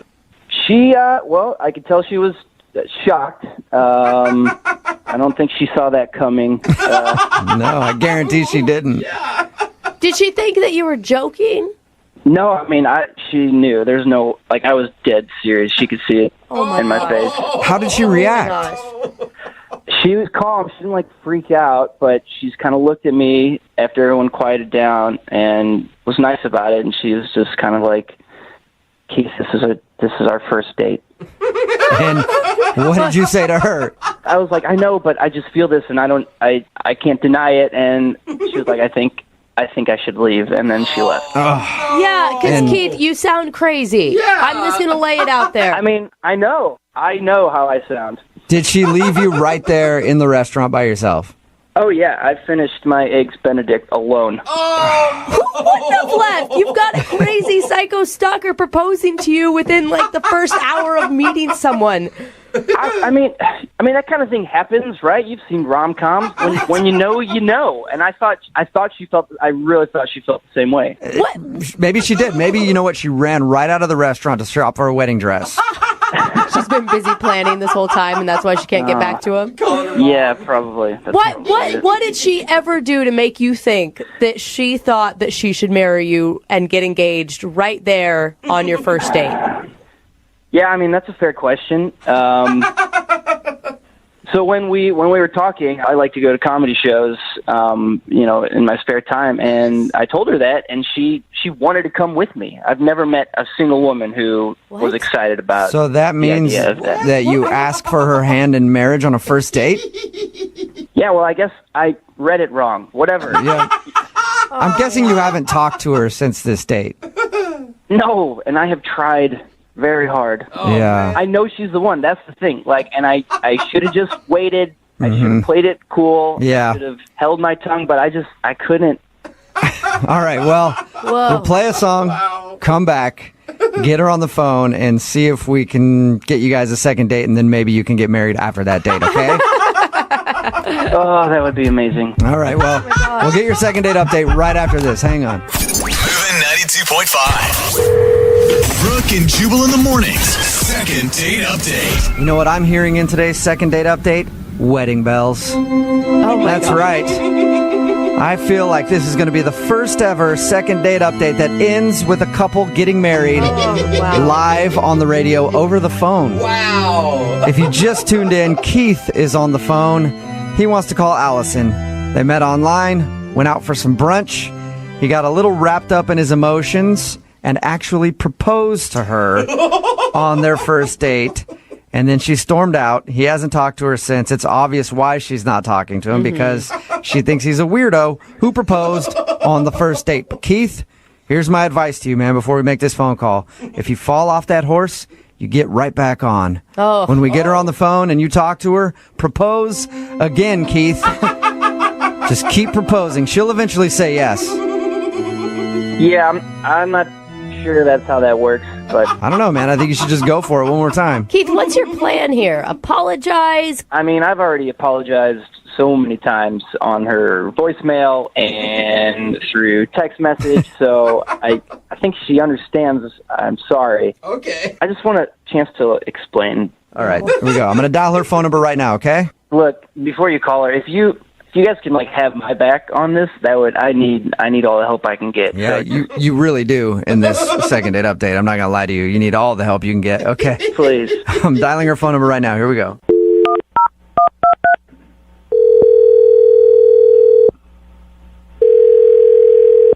Hello? Hi, I was looking for Allison. Yes, this is Allison. Allison, this is Jubal from Brooke and Jubal in the Morning. How are you? Good. How are you? I'm good. Who's this again? I'm sorry, I'm not... This is Jubal. I host the radio show Brooke and Jubal in the Morning. I'm not sure what that is. Well, it's a radio show. It's pretty much the only explanation I can give you there is a little bit of talking, a lot of crappy music, and we do a segment on our show called the Second Date Update. I'm assuming you've never heard of that either. Not familiar with it. You went out on a date recently with a guy named Keith. Oh, boy. Yeah. Keith told us about your date. Oh, really? What do you know? Do you know that he proposed to me? We do. Yeah, he told us all about that. He says that he feels bad, but he also wanted to get you on the phone and tell you that he liked you a lot and wanted to see you again. Really? Let me ask you a question, okay? How did you feel when he proposed to you on your first date? I thought it was really weird. I feel like that's an understatement. Definitely. Has that ever happened to you before? Oh, come on. No, definitely not. Was it scary, creepy, a little bit of both? It was crazy. I mean, when you picture getting proposed to when you're young, a little girl, you don't exactly picture it happening on the first date at brunch. You don't?